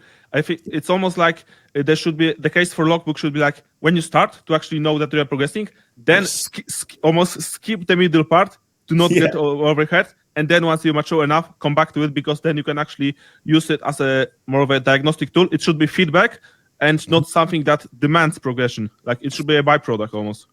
Yeah, and the moments that I realized that the logbook was less important was like Dan, for example, my coach, he would be like in the middle of prep, if he noticed any certain biofeedback skewing, whether that be I was getting a bit emotional about not beating numbers, or I felt a niggle come up, people like, drop the logbook this week. He's like, no logbook this week. You go in there and you make things as hard as you can. You forget about weight. You just choose the weight for the tool to create the damage. And I come away from those weeks like, oh my God, right, I was chasing numbers. Like this feels so much better every single time. And I think everybody should have those moments sometimes if they're getting a bit carried away with numbers, for sure. How would you explain to a client that actually is prepping and the numbers are dropping, that this isn't the like obviously it's good to keep the numbers up, but if something drops by 1 reps, it's not a disaster. Disaster would be trying to uphold the reps when the execution is suffering. Yeah, I say to clients in a prep, I'm like, the goal is to retain stimulus, not retain numbers. Like numbers are inevitably going to drop when stability demands increase and you haven't got the ability to stabilize with less body weight and your range of motion improves. People don't realize if you're losing body fat off your back and your chest, you've got an extra 4 centimeters of range you're now accessing on a leg press, on a press. So, and I'll also say to them as well, you've spent all this period of time across an off season bringing numbers up. If they come down a little bit here, that is fine. And I always say to people, I prefer you to drop the load, retain the stimulus. That is more likely to keep muscle than trying to bully a heavy weight or try and hold on to a heavy weight that's going to bully you and the stimulus just drops and drops. You're way more likely to lose muscle trying to stay like strong with weight, like too strong, sorry, or too heavy, and you're unable to deliver the same stimulus. So just kind of getting you to understand that. There are two extremes of that. Like on the one side, you have guys who are trying to uphold the numbers as best as they can. The execution suffers and they lose muscle. And then guys who are like, yeah, I'll drop the load a bit this week. I don't feel much energy. And then they lose muscle. So we need to be somewhere in the middle. Agreed. And probably more towards the trying to hold strength. Because a lot of the time it is mindset. Like the amount of times in the back end of a prep, I'm literally into a session. I'm like, I'm struggling to even get my body weight up off the bench here. And how the hell am I going to retain this 14 rep on the leg press? You can do it. It happens. And I would much prefer the athlete be the person that tries to retain the numbers. And then I analyze the execution, but all right, okay, that was a little bit quicker than last week. Let's make that drop. Than I would the guy who's constantly just off their own back, dropping weight all the time. So they think, I'm not feeling as strong today, because they will just absolutely wither away. And a lot of the time, they ain't going to burn as much body fat because output drops then, and they won't get into that crazy condition, you know? Yeah, I feel like pull and legs, you can like hold off for so long. Push might be tricky because obviously like chest is a bit weaker, shoulders are a bit weaker, tricep, it all compounds, and you are smaller, but pull and legs, like there's like something goes wrong if you lose strength in those, like in the first like 3/4 of a prep. I agree. Pushing's always the one for me. I always get so frustrated with it, but I managed to retain majority of strength on the pull work and the leg work, maybe 10%. And I think that's a nice kind of guideline. If you're dropping 10 to 15% strength off your peak off-season work at the back end of a prep, you've done pretty damn good there. Yeah. Speaking about prep, how would you say the first enhanced prep differ from the natural ones? I get this question a lot. And it's probably one of my most asked questions, actually. And it's really difficult because they're not in the exact same environments. I am 2 years later in my development as an athlete. I'm operating on a completely different level. I'm in a different position in my career. Like, so many variables have changed. It's hard to have a direct comparison. And I feel like they're both just as hard as each other in their own regard. But I would say the most recent prep was my most enjoyable. I don't want to say easiest because it can kind of talk down, right? Like what a prep entails. But I don't think that's purely from a PD point of view. I feel like it's majority from the start point was drastically better. The timeline was way better. The maturity I held as an athlete was way better. Everything was just on a completely different level from an execution point of view, which therefore made the prep more manageable. I feel it's obviously another variable to think about. So, yeah, it's hard to compare. I think it's hard to compare. I think there's kind of pros and cons to both. I think I definitely upheld like the look. You know, you don't go as like brutally flat in like an assisted prep. I feel like there was larger periods of time where the look stayed in a good spot in the enhanced prep compared to the natural prep. We've almost got to look worse to look better for a large amount of the prep. So I think that would definitely be a difference. And I would probably also say, most importantly, that post-show phase. I feel as a natural, the hardest part of the prep is the post-show because your hormones are so compromised. Because you still feel crap being in like stage condition. I don't care if you've got testosterone through the roof or not. You're crashing your estrogen as an assisted bodybuilder to create a look. You feel crap regardless. Yeah, when you're in stage condition, there's no way around it. You're going to feel pretty crap. But it's that post-show period where as a natural athlete, you haven't got the ability to artificially kind of restore hormonal environment to get that recovery process started. I think it's way harder compared to the assisted prep where even though I was in a health phase, I was able to replicate natural testosterone towards the upper end. So the recovery process was much quicker and much easier. So I think that's where the biggest difference lied, was actually the post-show period.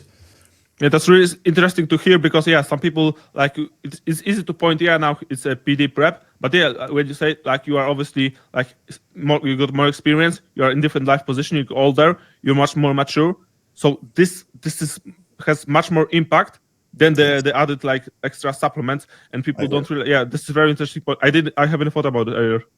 Yeah, because I actually thought going into my first assisted prep, I'm going to do less cardio. I'm probably going to be eating more food. And when it got to the back end of the assisted prep, even though I was in a better start position, I actually ended up doing more cardio on my assisted prep than I did in my natural preps. And food, it got not quite as low as my natural preps, but it was pretty close. And just because I had PDs and I just naively thought, oh, I'll be eating loads more food, won't have to do as much cardio because I've got other tools in my toolbox. But it isn't always the case, and you don't want to be naive going into your first assisted prep if that is the case, because it will be just as hard.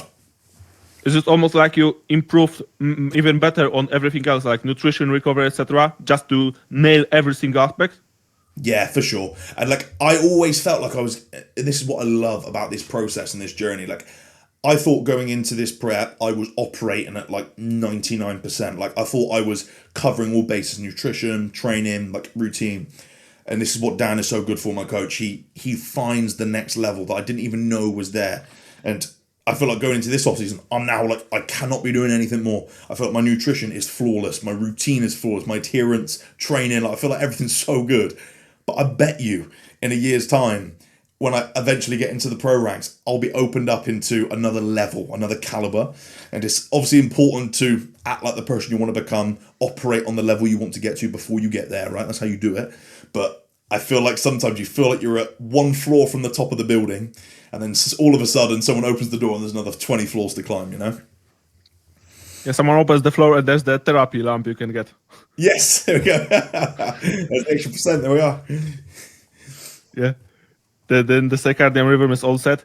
And speak about like the differences between the natural hands. And I don't want to make this podcast about the differences, but going back to the natural prep, I want to go to specifically I think it was 2022, the show you did, Jack Kinsey-Clough. I think Toytan was actually competing there. What show was it? Yeah. Yeah, that was the regional for the UKDFBA. So that season, I came second to Jack 3 times. Jack is a phenomenal athlete. And I tell you what, he brought the best out of me that season. The season before that, I also came second in every show, all the way up to the British finals, came second in the British finals in junior physique. And I had a bit of a name given. I was like, Silver Surfer. There we go. You know, that's why there's so much silver behind me. And I went into that season, and Jack brought the best out of me because I was battling with him in every single show. So I believe the show that Toynton was there, it was the Southern Counties. Yeah, the Southern Counties in 2020. Oh no, that's 2025. No, what's that? 2023. God, it's so long ago. 4 years ago already. 3 years ago. So second place in the Southern Counties. So that was a really competitive show. That was the one that Finn was in as well. Yeah. So that was a crazy standard right at that time. So, what was the question before that? Sorry. Yeah, no, there was actually a question. I wanted to go back there. Wait for a second. The video froze on your end. Is it working now? Wait a second. Oh God, I can see it's frozen on the right hand side. Yeah. Oh no. I was going to compliment Riverside, but. Oh no, River. Okay. Yeah, I could see myself moving in the video, but on the right hand side, it's frozen me laughing. Yeah. I think the upload will be fine. It's just tricky because when you're like finishing a sentence, I don't know if you were to add anything. Yeah, we can continue. Yeah. There wasn't a clear question. I wanted to come back to it because I feel like this was probably one of the most exciting shows. I remember me watching this as a fan. How does it feel like looking back for a few years later? Obviously, Toytan is now IVB Pro. Like Finn is much different stage of career. Jack has gone on obviously the enhanced round as you. So you might actually be stepping on stage with Jack in the future.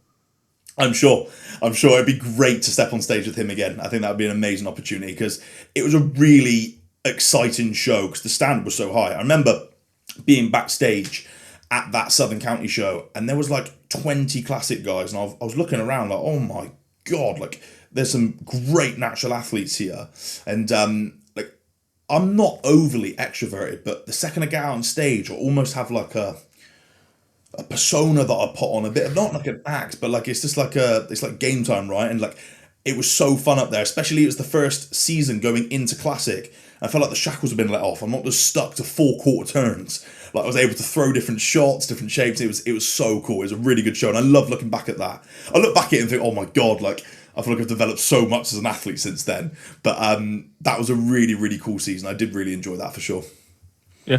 Are you almost missing the natural side of bodybuilding because the environment is different, or the backstage, everything around the show is much different than the classic NPC route? Yeah, I still get to experience it to a pretty high degree with clients competing in the natural realms, because like 90% of my client base will still be competing in the tested federation. So I still really enjoy being like backstage with them and kind of watching the shows. And I wouldn't say I miss it, because I feel like I'm on that next stage of my journey now. And like, yes, it could be slightly different. I can't say. I've had mixed experiences from being in the NPC. Like some shows have been great backstage, some not so much. But I feel like you kind of get that across all federations, or all kind of natural realm and assisted realm. Like there's going to be some shows that are better than others. But I'm really looking forward to the MBW this year and putting clients in that because of the production of that last year. So I wouldn't say I miss it. I think the camaraderie was definitely there. I think I probably got on with loads of people back, but then that's the same with the NPC. I think there's great athletes at every show, and there's also athletes who don't want to speak to you and probably very focused and things like that, you know? So just different types of people.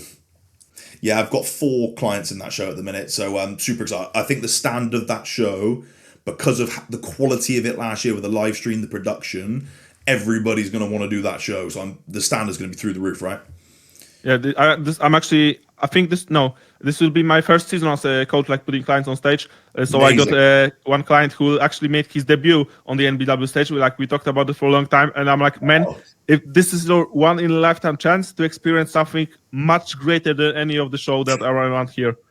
I'm glad you set him up for that, knowing that this is like pinnacle natural bodybuilding. Like the stage will be amazing.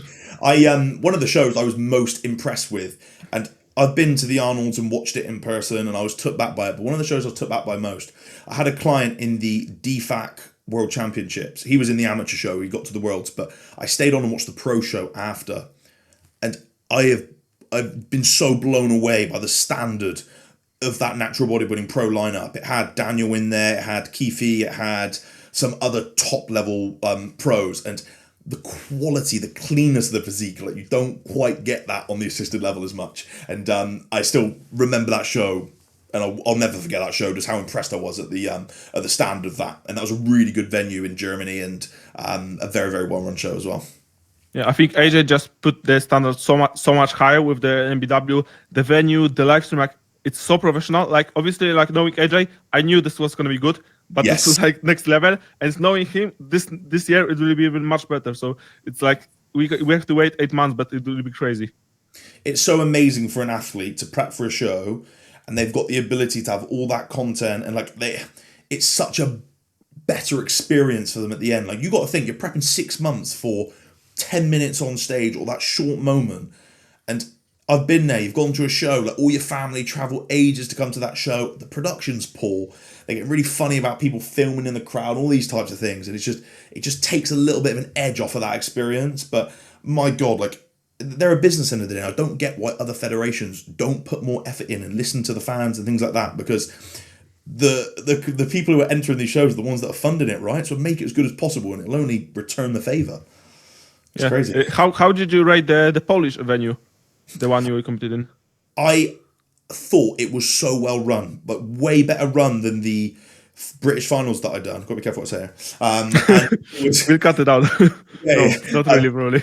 So it was really well run. Like the whole process was so seamless, because obviously going abroad to a different country to compete, you worry, like it's the fear of the unknown. You're in a slightly different environment than normal, but they were so catering, so like structured with everything. Backstage was a bit crazy, but very well run. Like the lady who was behind the stage was talking to everybody in different languages. Like there was only 2 UK athletes there, as me and Elliot Robson, and she'd very quickly like communicate with us in English, then communicate to some guys in Polish, and it was just so professional. So it was very quick, like a very quick process. Like, I remember like it was out on stages like awards, go. It was like very like a flash, but very well run though. So I thought it was a good production show. The only thing I didn't like is that they were really strict on not letting anybody even take photos in the crowd, and I don't know. I think that's a shame. I know they've got a live stream, which is really important that they gain viewership from that, but the quality of the live stream wasn't unbelievable, and I really value when friends and family can take photos in the crowd, so you can see how you look when you get off stage and things like that, you know? Yeah, you could. Yeah, if you were like sneaky with it, you could take. I competed there like this fall, and didn't you? yeah, you could take pics. But yeah, the photographer there is really good, so we can get some nice like videos and pictures. And yeah, the backstage, yeah, it's not not the biggest, but yeah, it's run very smoothly. Let's say the lady here is her name is Claudia. I think she's like doing every show there. She also competed like a few years back. Yeah, this is very well run. And when it comes to like the backstage standard, I found when I did my show there, like mate, the atmosphere was so good. Like we are competing against each other, and we were just talking, joking, like we were good friends. So this is very good.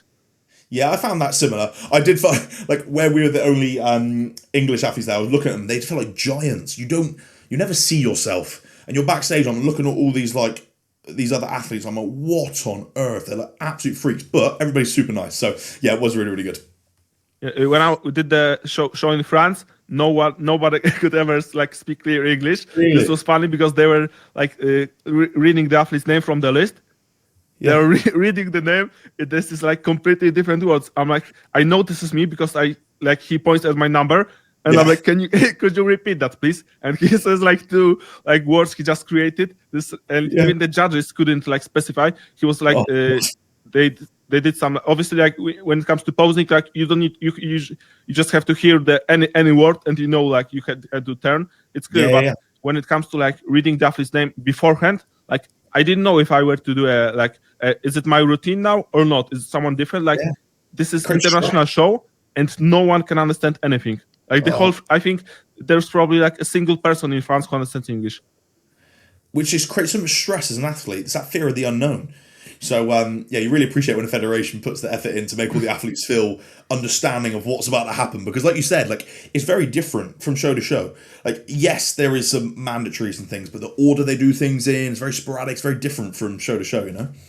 Yeah, and also that's funny because the venue was like next to the Olympique Marseille Stadium. It was like huge. It was like a Palace of Sports, something like that. I think it's a hockey stadium. It looks like it.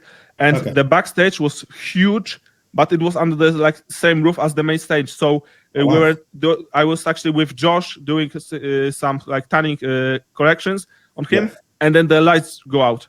And we're like, what is it? What is it? And this is like the same lights that are reflecting on the backstage are on the stage area. So when the stage it has to be dark, the backstage is also dark. So there were some people were using iPhones with the lights on. Oh my god, botch job doing the tan. Yeah.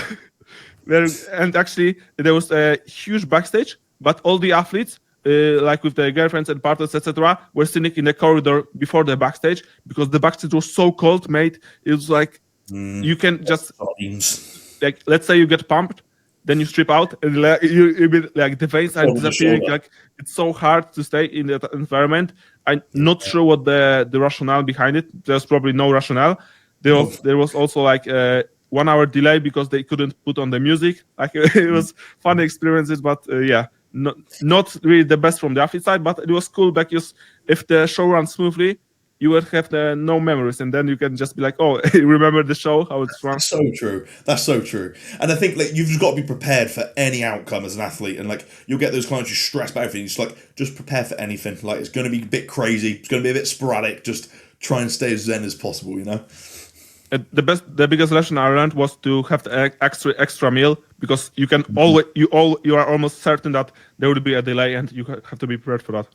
Yeah, shows are never on time, especially with how busy shows are getting, how much exposure the sport's getting. Classes are growing and growing and growing. It's very hard to predict how long things are going to be, and like people are panicked. They're like, how long are going to be on? How long are going to be on? Just chill. They'll give you the call at the right time. Just, you know what I mean? What were some of the biggest delays or like some like mismanagement on the show day that you experienced? I've been, I think, on one of the UKFBA shows, I believe they completely changed. Or no, they added in like an hour's judging break. Because I went on, so I was very confident. This was at the British finals for the Classic Physique with Jack. We got told we were going to be on stage at like 5 o'clock, I think. And then they're like, oh, we're taking a judges break. And then the judges took a long break, like an hour. And then next, they then switched the order round of like the final categories, like on the day. And we ended up being on stage, like it must have been 4 hours or something later than what we expected. That was a very, very late finish. So outside of that, I've been relatively okay and nothing like drastic in regards to change. Not that I can remember anyway, but you kind of got to be prepared for that, right? Did you always bring and advise clients to bring extra meals and to not feel, how do you live with clients when clients feel stressed? And you as a coach plays a huge role in how they perceive it, because if you are calm, they're probably calm. And how do you explain that delay will probably happen? Yeah, that's one of the main things. Like, don't meet them with that stressed energy, because the second you show stress, that amplifies everything. So if you're feeling stressed and you're a bit worried, like, do not show it, because my God, it will just create carnage. So I'm always relatively calm in a situation like that, and I will be there always with the client. I always make an effort to be in person with the client at every opportunity possible, especially first timers, because they're gonna stress more because of the fear of the unknown. So making sure they've got more than enough food. But there's been scenarios where I've had to go get food for people. That's fine. Like if shit hits the fan, I can go get food for people. But just trying to do the running around for them, just keep them sat in one place, relaxing, like distracted a lot of the time. Like for a lot of clients, I'm like, well, what do you like doing? Like I've had clients bring Nintendos to shows and just be very absorbed in that, because otherwise it's that anticipation of like watching every category, like waiting for your turn. Like a lot of people don't get on with that. So I kind of just let someone chill out in the corner. I'll do the running around, find out when they're on, all that kind of stuff. And I'll just give them the right concise communication. Okay, let's get this meal in now. It's probably going to be about an hour, so let's start getting warm, this kind of stuff, So instead of letting your athlete run about and trying to stress and figure everything out, you've got to take that on board yourself as a coach. Yeah, let them listen to a podcast, so this is a productive time. There we go. This podcast would be great. Yeah, absolutely. Yeah. Actually, I was joking with my friend that I wouldn't use a like music for my routine. I would use a podcast, because I like you said, you listen to a podcast like all the time. When I was in prep, like podcast, like from the moment I wake up, I put on my headphones, like the whole day, drive in my car. I even it might seem funny, but I actually trained with podcast. And no, it didn't actually take anything away. Like I know, obviously, like peak off season when you are like much stronger, it can, but it made me calmer, and I had to stay accurate, not just pure hard, but it allowed me to stay accurate. So the podcast was all the time. And funny thing, the end of last year, I actually made an effort to have a podcast detox. So for 1 week, I didn't listen to anything. It was so weird. And I remember New Year when I was driving away from my girlfriends to my house. I was like, okay, just wait one more day. And I was like, I came back home immediately, like put on. I had because I kept adding the episode to my queue to have them all ready.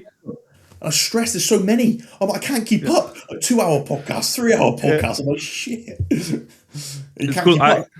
Do you listen? I know you mentioned that you stay in a bodybuilding bubble, but do you listen to Modern Wisdom or any other podcasts like that? I love Chris. I think Chris is great. Yeah.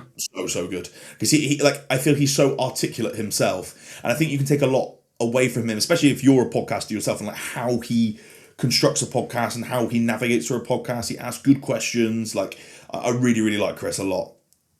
Yeah, I'm I'm quite a fanboy. I think this is the third episode in a row that I asked a guest, are you wanting to go to a live show, because he's coming to UK this year? That'd be amazing. Especially if you get some good guests on there. That'd be phenomenal. I'd love to go to a live show. I think the live show is only him. Yeah. Yeah, like I love his, like some of my favorite podcasts is his like lessons from the year and things like that. I think some of them with George and with Johnny and Yusef and George. Yeah. Yes, so valuable. So like there'll be a load of takeaways from a live event. That's for sure. Yeah, he's doing Manchester just a few days before the MBW, and Birmingham as well. Yeah. That'd be a good excuse to be up in that area, right? Yeah, I look forward to receive my discount code for doing this on the episode. Yeah, yeah, you're gonna get a load of people there. Yeah, you know what? This sounds like a joke, but I will ask him to come on. Obviously, like he wants, but yeah, just for the sake of it, just to say, yeah, I asked Chris Williamson to come on. You don't have to like add anything, just to Yeah. just to If you be don't, able to say that. if you don't ask, you don't get. And I think Kevin Hart talked about this on Joe Rogan's podcast. He's like, he said something to Steve Jobs. Like someone said, like, you can't go have a conversation with Steve Jobs. Like he hasn't got time for you, or like that'd be frowned upon. He's just like, I'm gonna go show my face, introduce myself, just shake his hand, and like you don't know what doors and opportunities that'll open up down the line. He's likely to say no, but your name's then in his forefront, and like you just don't know what that could open up later down the line. You know. Yeah, like he says no, and so what? If you don't ask, this counts as no, but you don't get the chance. Like this is the same. Like people would play in a lottery and still find it weird that why you asking that? He would say no. Like it doesn't make any sense. Yeah, fear of rejection, right? So many people are feared to fail, feared to get rejected by somebody, but the more you put yourself out there, the more you ask, the more doors you'll open, you know? Do you find that bodybuilding almost enables you to become more self-aware and improve each year? Yeah, Not only as a bodybuilder, but as a human. For sure. Like it's because of the process, the analytical mind you need to have to level up, and you're absolutely auditing your environment as an entirety. That also goes for outside of bodybuilding. Yes, you're doing it for bodybuilding, but something I always like to do with my partner at the end of each year, we sit down, we do like a year assessment of what's gone well, have we achieved the goals from last year, and then we'll completely set out goals for different areas. So for like social, for our relationship, for business, for like yourself as an athlete. I'm huge on that because I don't want to just progress as an athlete. I want to progress in all areas of life, right? As development as a person, all that kind of stuff. So yeah, big on that for sure. Yeah, that's actually modern wisdom. Year in a review process. Year review. Go through. Absolutely. It's so important to do. People don't do it. Like a lot of people frown upon New Year, New Me or New Year goals, but it's just a milestone. You could do it any day in the year, right, and pick it, but it's just a good opportunity to do that and kind of review the year, see what you've done well, see what you can do better. And I always set some pretty audacious goals and just inevitably don't hit all of them, but get damn close in trying rather than, you know what I mean, set some easy goals to achieve, you know? Yeah, I think it was like obviously like many people said about Dallas McCaver. That's like if you like shoot for the moon, if you miss, you land among the stars. Like don't expect to reach every single goal, but set them high enough that it's actually like exciting the pursuit. Like someone said that like having things isn't exciting, like getting things is. And there's like so many cliche quotes, but like the people who laugh at them are probably the ones who won't ever pursue anything great, and the people who take them not really seriously, but they think about them, they're the ones that actually will go places. I love that quote. As cliche as it might be, like I absolutely love that because it is all about it's attaining. It's the traits you attain along that journey that actually mean way more than obviously that end goal. Right? It's who you become in that process. You know. The main downside of social media, I would say, is it discourages people to spend the time in their head.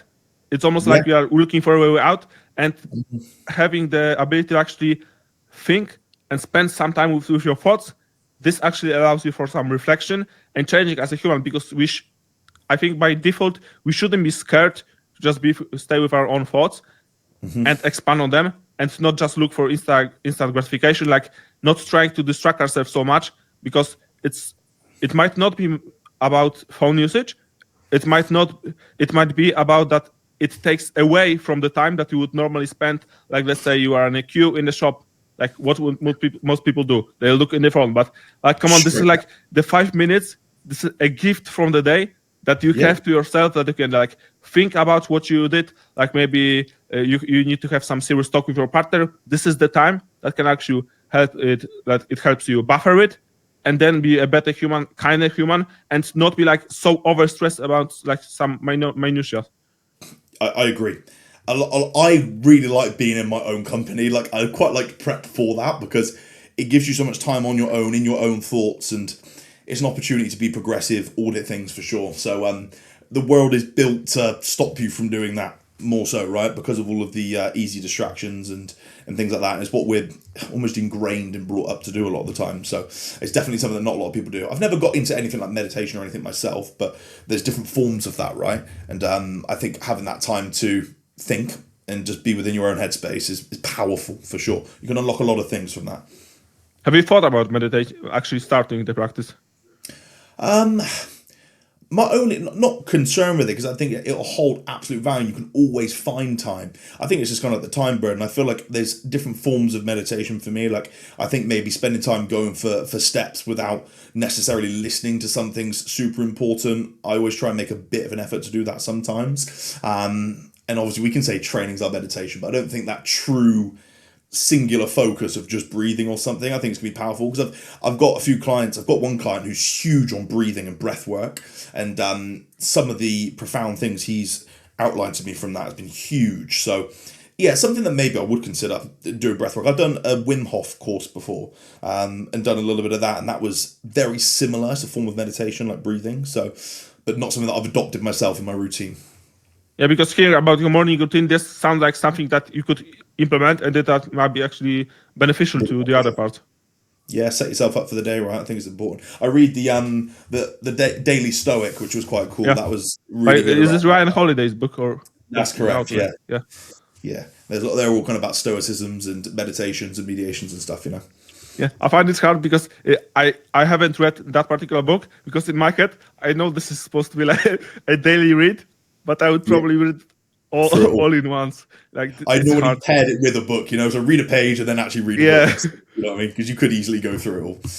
Yeah, what would be your like book recommendation? Not because most books are, let's say, like not really bodybuilding, but some self-improvement and some like other topics. What would your best read be?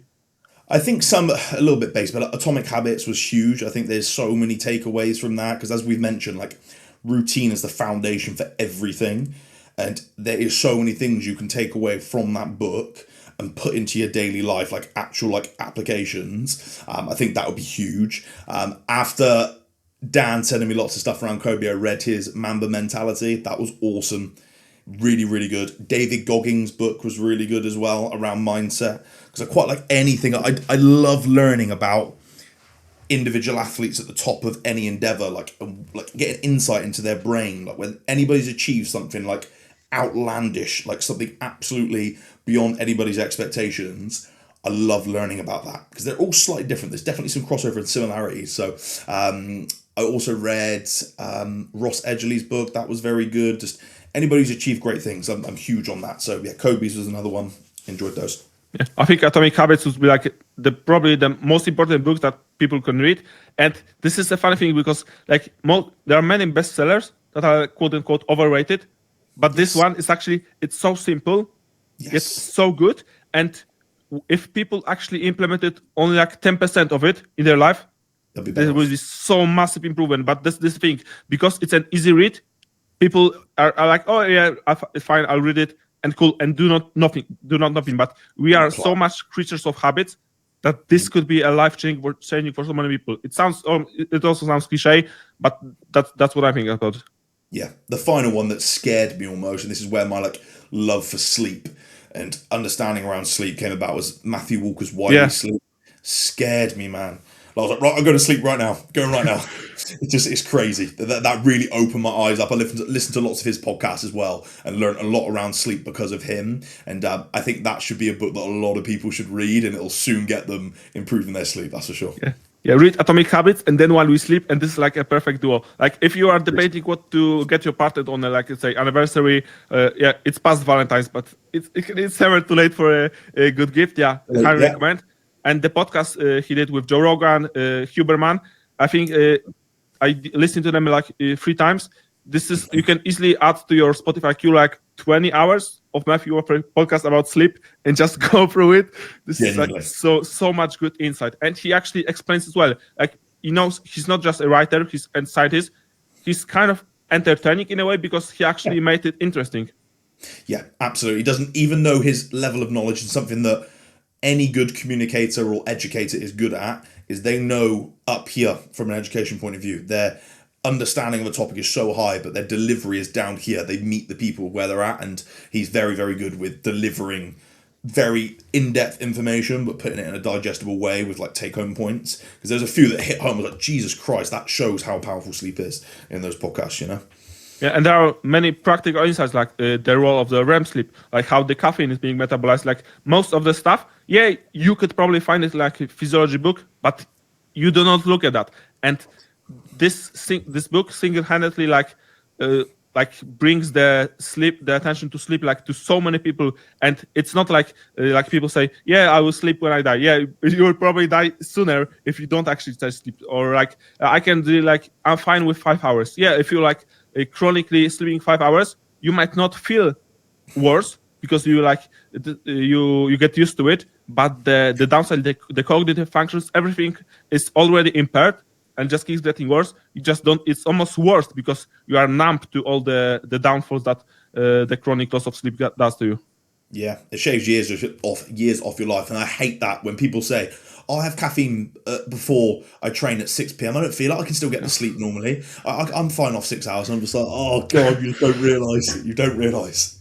Yeah, this is actually the worst. Like I'm like when I was like caffeine I'm not using any caffeine apart from leg days, and I train very early in the morning, so it doesn't impact my sleep. Like I was so sensitive. I used caffeine from like 12 weeks out till the show day, and then I cut it completely. Right now, if I were to take like let's say 400 milligrams in morning, I would be awake, like widely awake to like 2 a.m. like literally.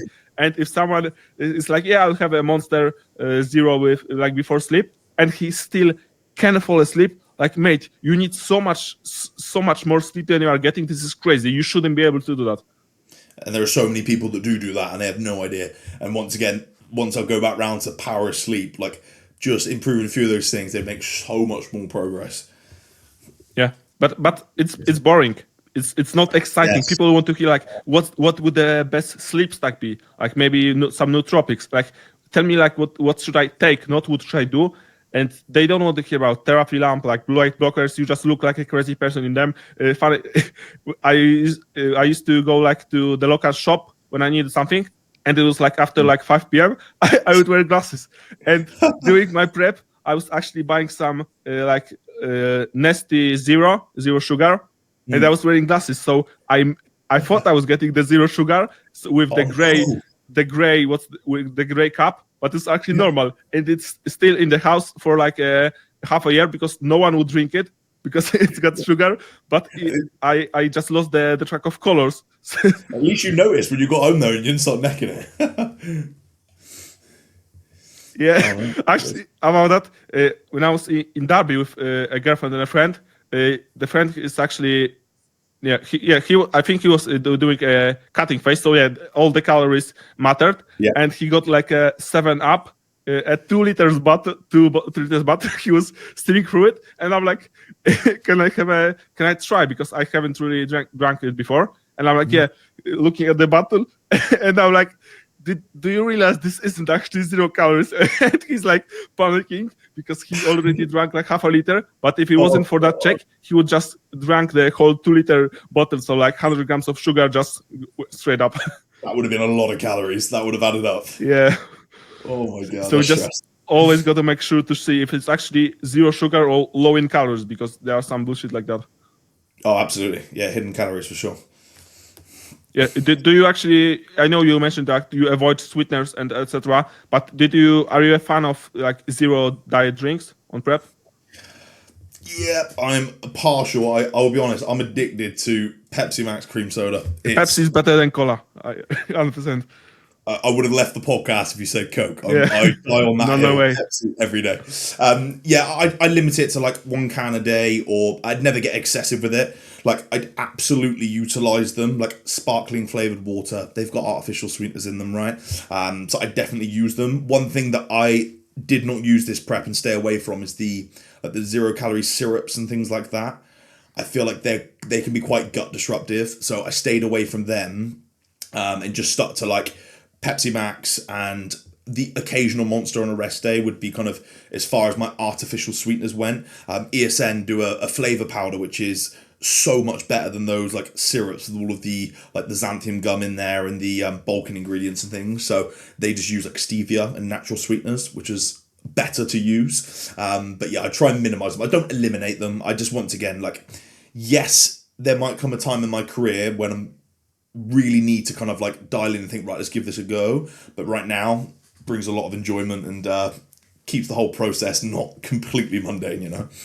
Yeah, for me, Pepsi Max, but the pineapple flavor is like probably top. It's rare, but this is like the highest possible level of taste. first time I had it was when I went to Poland, and honestly, the first thing I was desperate to have when I got off stage in Poland, I went into like one of the little corner shops, and it had Pepsi Max blueberry and Pepsi Max pineapple. Or was it grape? No, I want to say it was blueberry. I'm telling you, I can't remember unless I'm imagining that. But I remember having that pineapple one straight off stage, and that is one of the best Pepsi Maxes I've ever had. It's so good. Yeah, I drink like I assume you're more of a soda fan or Lipton Zero or like non-soda drinks. No, more so just, yeah, like carbonated Pepsi. It's normally Pepsi. I absolutely love Pepsi Max, so that would normally be what I'd lean towards more than anything else. Yeah, I'm more of a like on prep. I used to drink like I have it here, but it's already reserved for tomorrow. Like 1.5 liters, but of of Lipton like per day. I couldn't start my day without Lipton. Like but first I train early, so I need to hydrate, and it's so much easier to hydrate with a Lipton than water. So just one 100%. bottle, eat pre-workout meal, then go training. And if I didn't have I actually doing a test if I'm addicted to it or not. So one day I didn't have it. Yeah. It just felt so weird. Like Withdrawal it symptoms. made me calmer to go to sleep, more relaxed, so better recovery, knowing that when I wake up, I'll have a sip of Lipton. This makes it so much easier. Well, this is exactly this what motivates me to get from my morning routine, because I can crack open a fresh can of Pepsi Max. That's my motivation. Yeah, but those small details like waiting to eat my cream of rice pre-workout, this actually like finding pleasure in those small parts. This is what can make prep so much easier and so much harder if you do not look for those, because like everything is kind of a confirmation bias. If you look for the signs that prep is hard, it will be hard. And if you look for every single part that makes it easier, more comfortable, you will find it.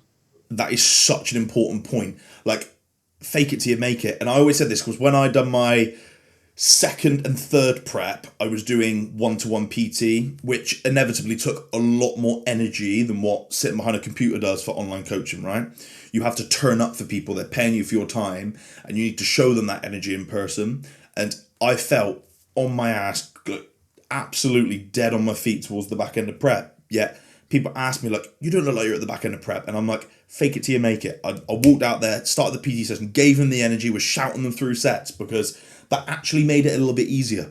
Just saying that I had the energy, I'm fine, I'm cracking on, made that process easier rather than leaning into, I'm tired. And you can feel yourself doing that, because the thing you want as an athlete is people to know you're suffering. Yeah. And like you're at the back end of prep and like you're in those final few sessions. You don't really want people to speak to you because you're like limited energy. You want people to know you're struggling. So you're putting on the dragging your feet and the like real down in your face. And that just makes it harder. Like just get your way through it, it makes a big difference.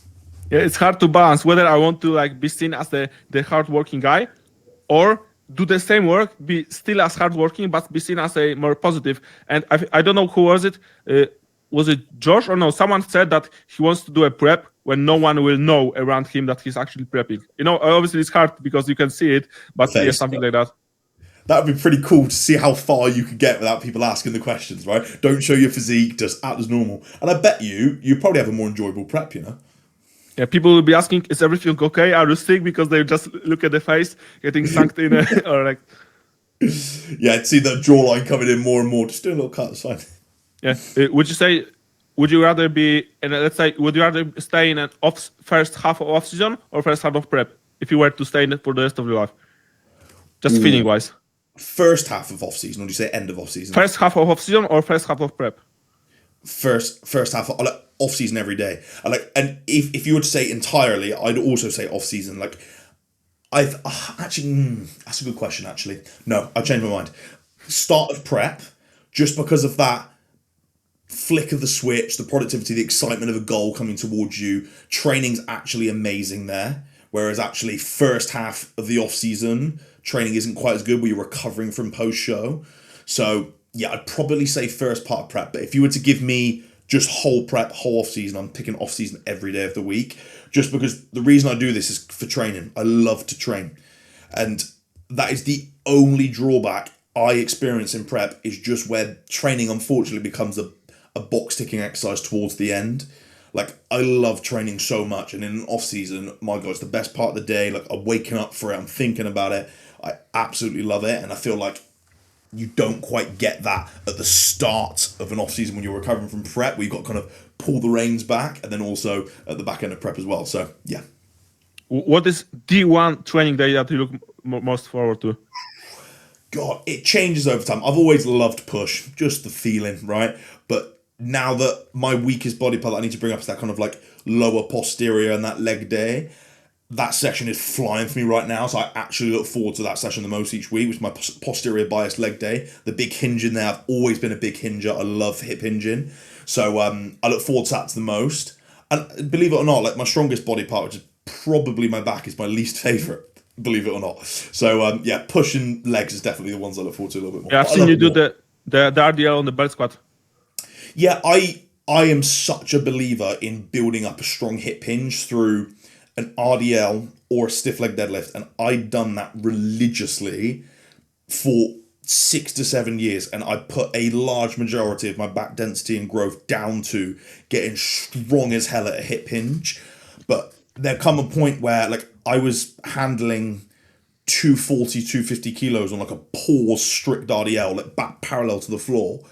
It would take me almost an hour to get up for one working set. And just, I don't want to chuck out the stimulus to fatigue ratio, right? The risk is higher. It's as simple as that. The risk is just higher. And I then progressed over to the belt squat RDL. It's way quicker to warm up to a top set.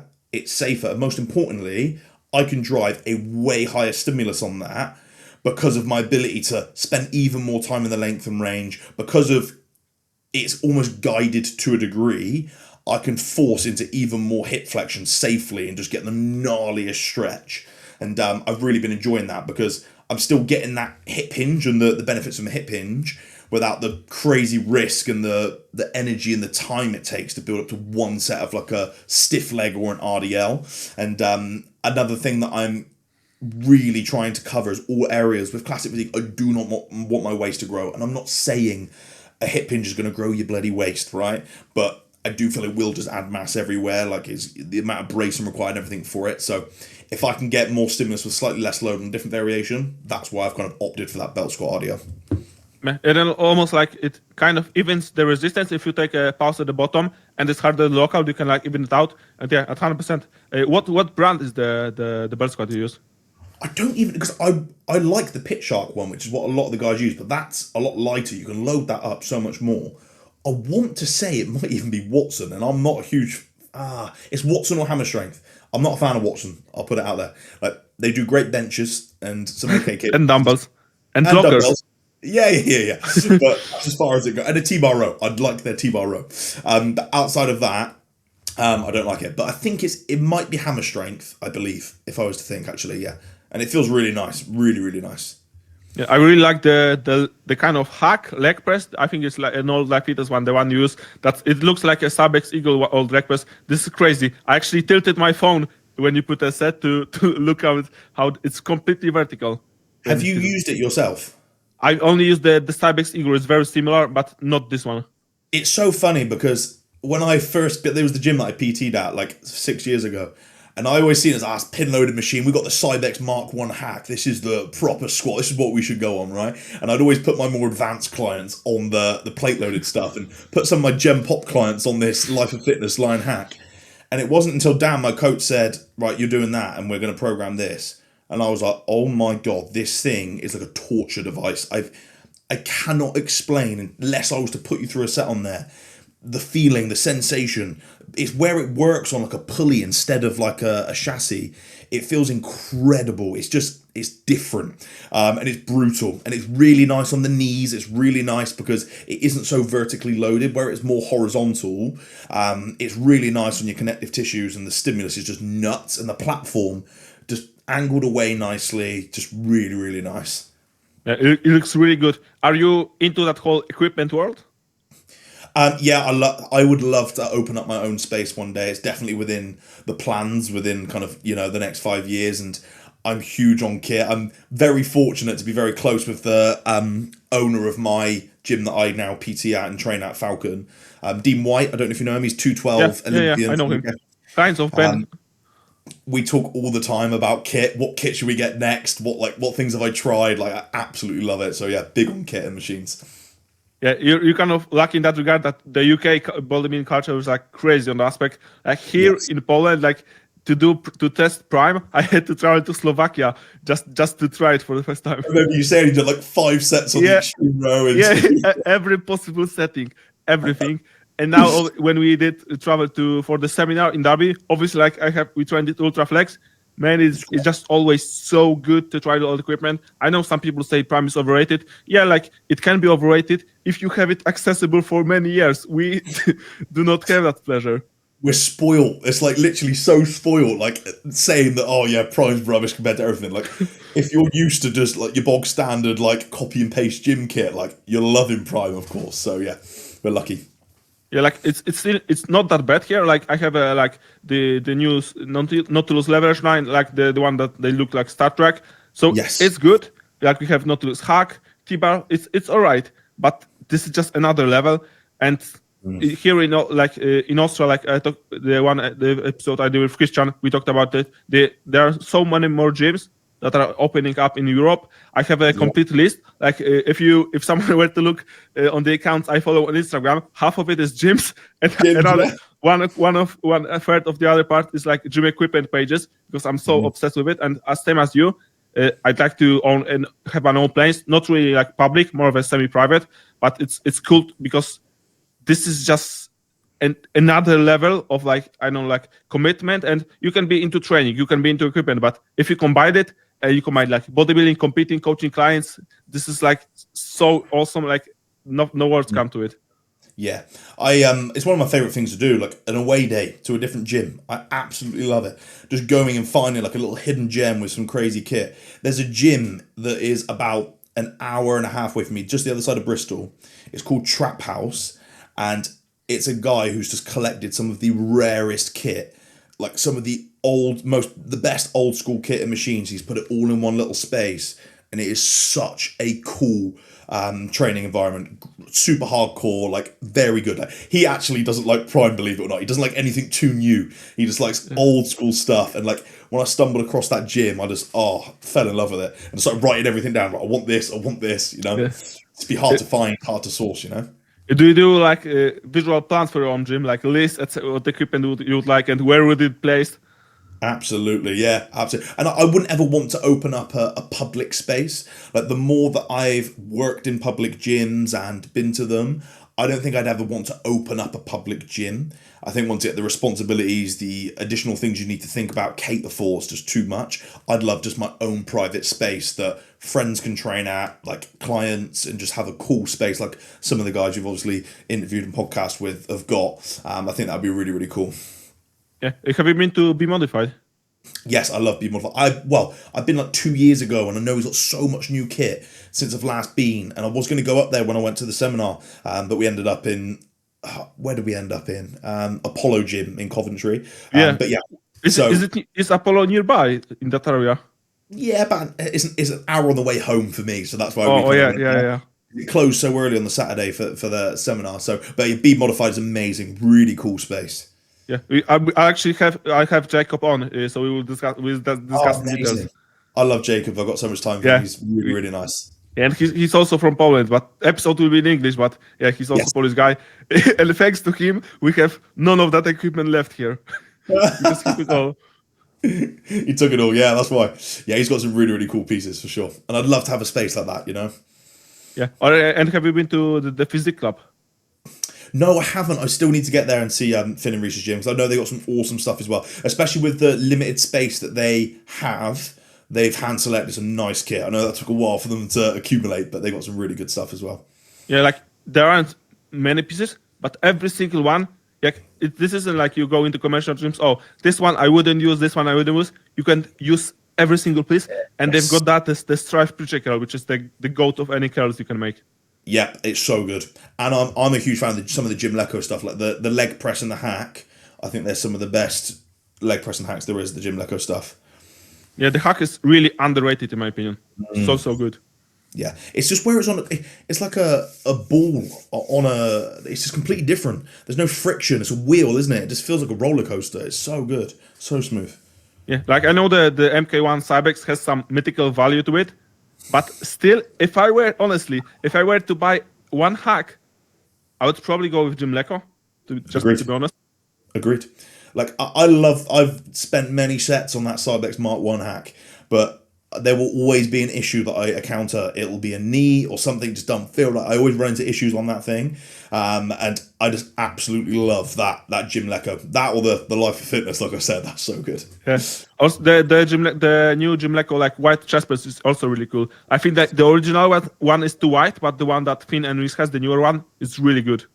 That is a heavy motherfucker in the stretch. Like I get so because I tore my pec partially in the last off season, and I got so scared for so long to go back on that Jim Leco piece because of how heavy it got in the stretch. Yeah, it was one of my favourites. Yeah. I'm running it fine now. Now I've got past that point, fully recovered. But yeah, they're pretty scary because I've seen Toyton recently tore his pec tweaked his pec on the Nautilus press as well, which also gets super heavy in the stretch. Which one? Which Nautilus? It's the one with it's the black one with the red like ends. Oh yeah, so the leverage. Yeah, that's super heavy. Yeah, I use it on an everyday basis, but I feel like it's supposed to be the newer version of the flex leverage, but flex is like so perfect. The drop off is so nice. It's heavy in the lengthening, but this is actually tough to lock out. It's also heavy in the stretch, but this is tough to lock out. Yeah, it's weird that he tweaked it on there. Yeah, I haven't seen an update on whether he's okay. He said he was going to get a scan on it and stuff, but yeah, he's got to be careful. And once again, like I love those machines that get heavier in the stretch. The feeling's insane. Like I genuinely feel like they're the types of machines you want to kind of lean towards anyway. So yeah, big fan of those. Yeah, but you just got to stay careful, especially with the Jim Leco. You just have you have to have so much control going into the end ranges, almost like slow down too much. I know like some people are just not into tempo, but it's mostly about safety. There isn't anything magical. Tempo is supposed to keep you safe so we can do a hard set with intent, actually provide the stimulus, and then actually come back next week and do it again and not just tear your pecs apart. Sometimes when people visualize building muscles, they think it's all about tearing it down and building up, but it's not so literate. No, and I actually done mine on a dumbbell. It wasn't even a machine, so that's why I kind of stick to machines now, just because the risk is slightly lower. And I think you just got to kind of lose the battle with the machine just by 10%. I fight back against that Jim Leco so much, as if I'm trying to move it forwards, so you're in complete control. Because even though it's the most valuable part of the rep, that stretch position is also the riskiest, right? So that's where you need the most control. I think that's one of the easiest tips you can give people to level up their training if they're not doing it. It's just spend the most amount of time and slow that part of the rep down more than anything. It's that length and range. If you can do that, then you're going to level up your training massively. Yeah, if we will put more focus into like any change of direction, that will be like those 2 points, Josh. When weight changes direction, this is like the crucial part, just to nail that.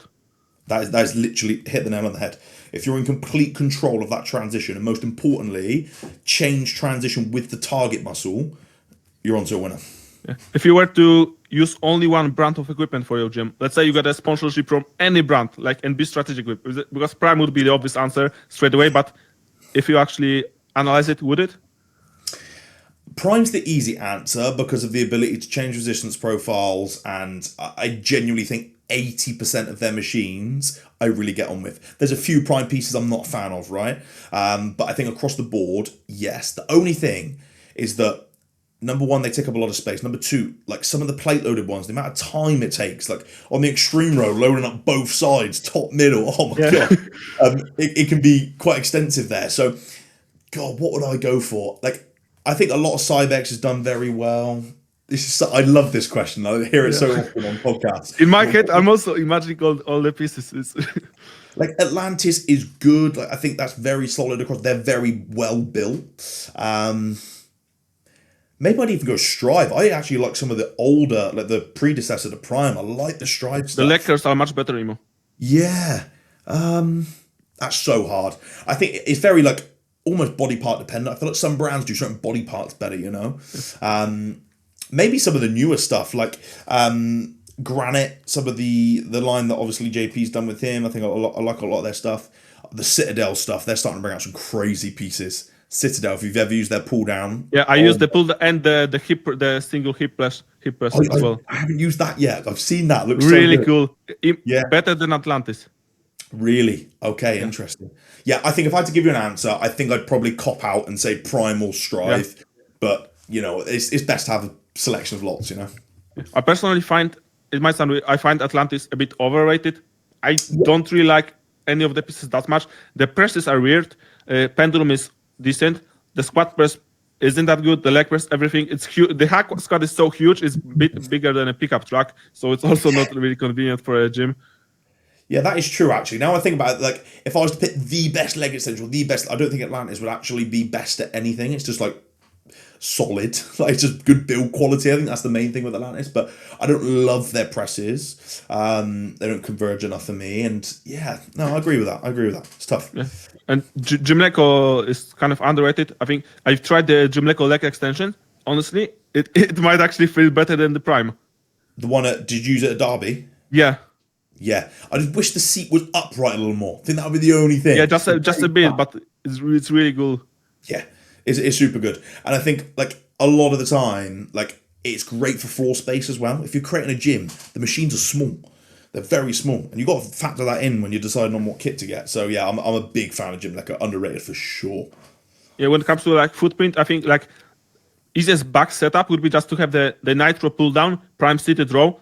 Like, they are small pieces. And, mate, this is, like, all good. Like, back completed.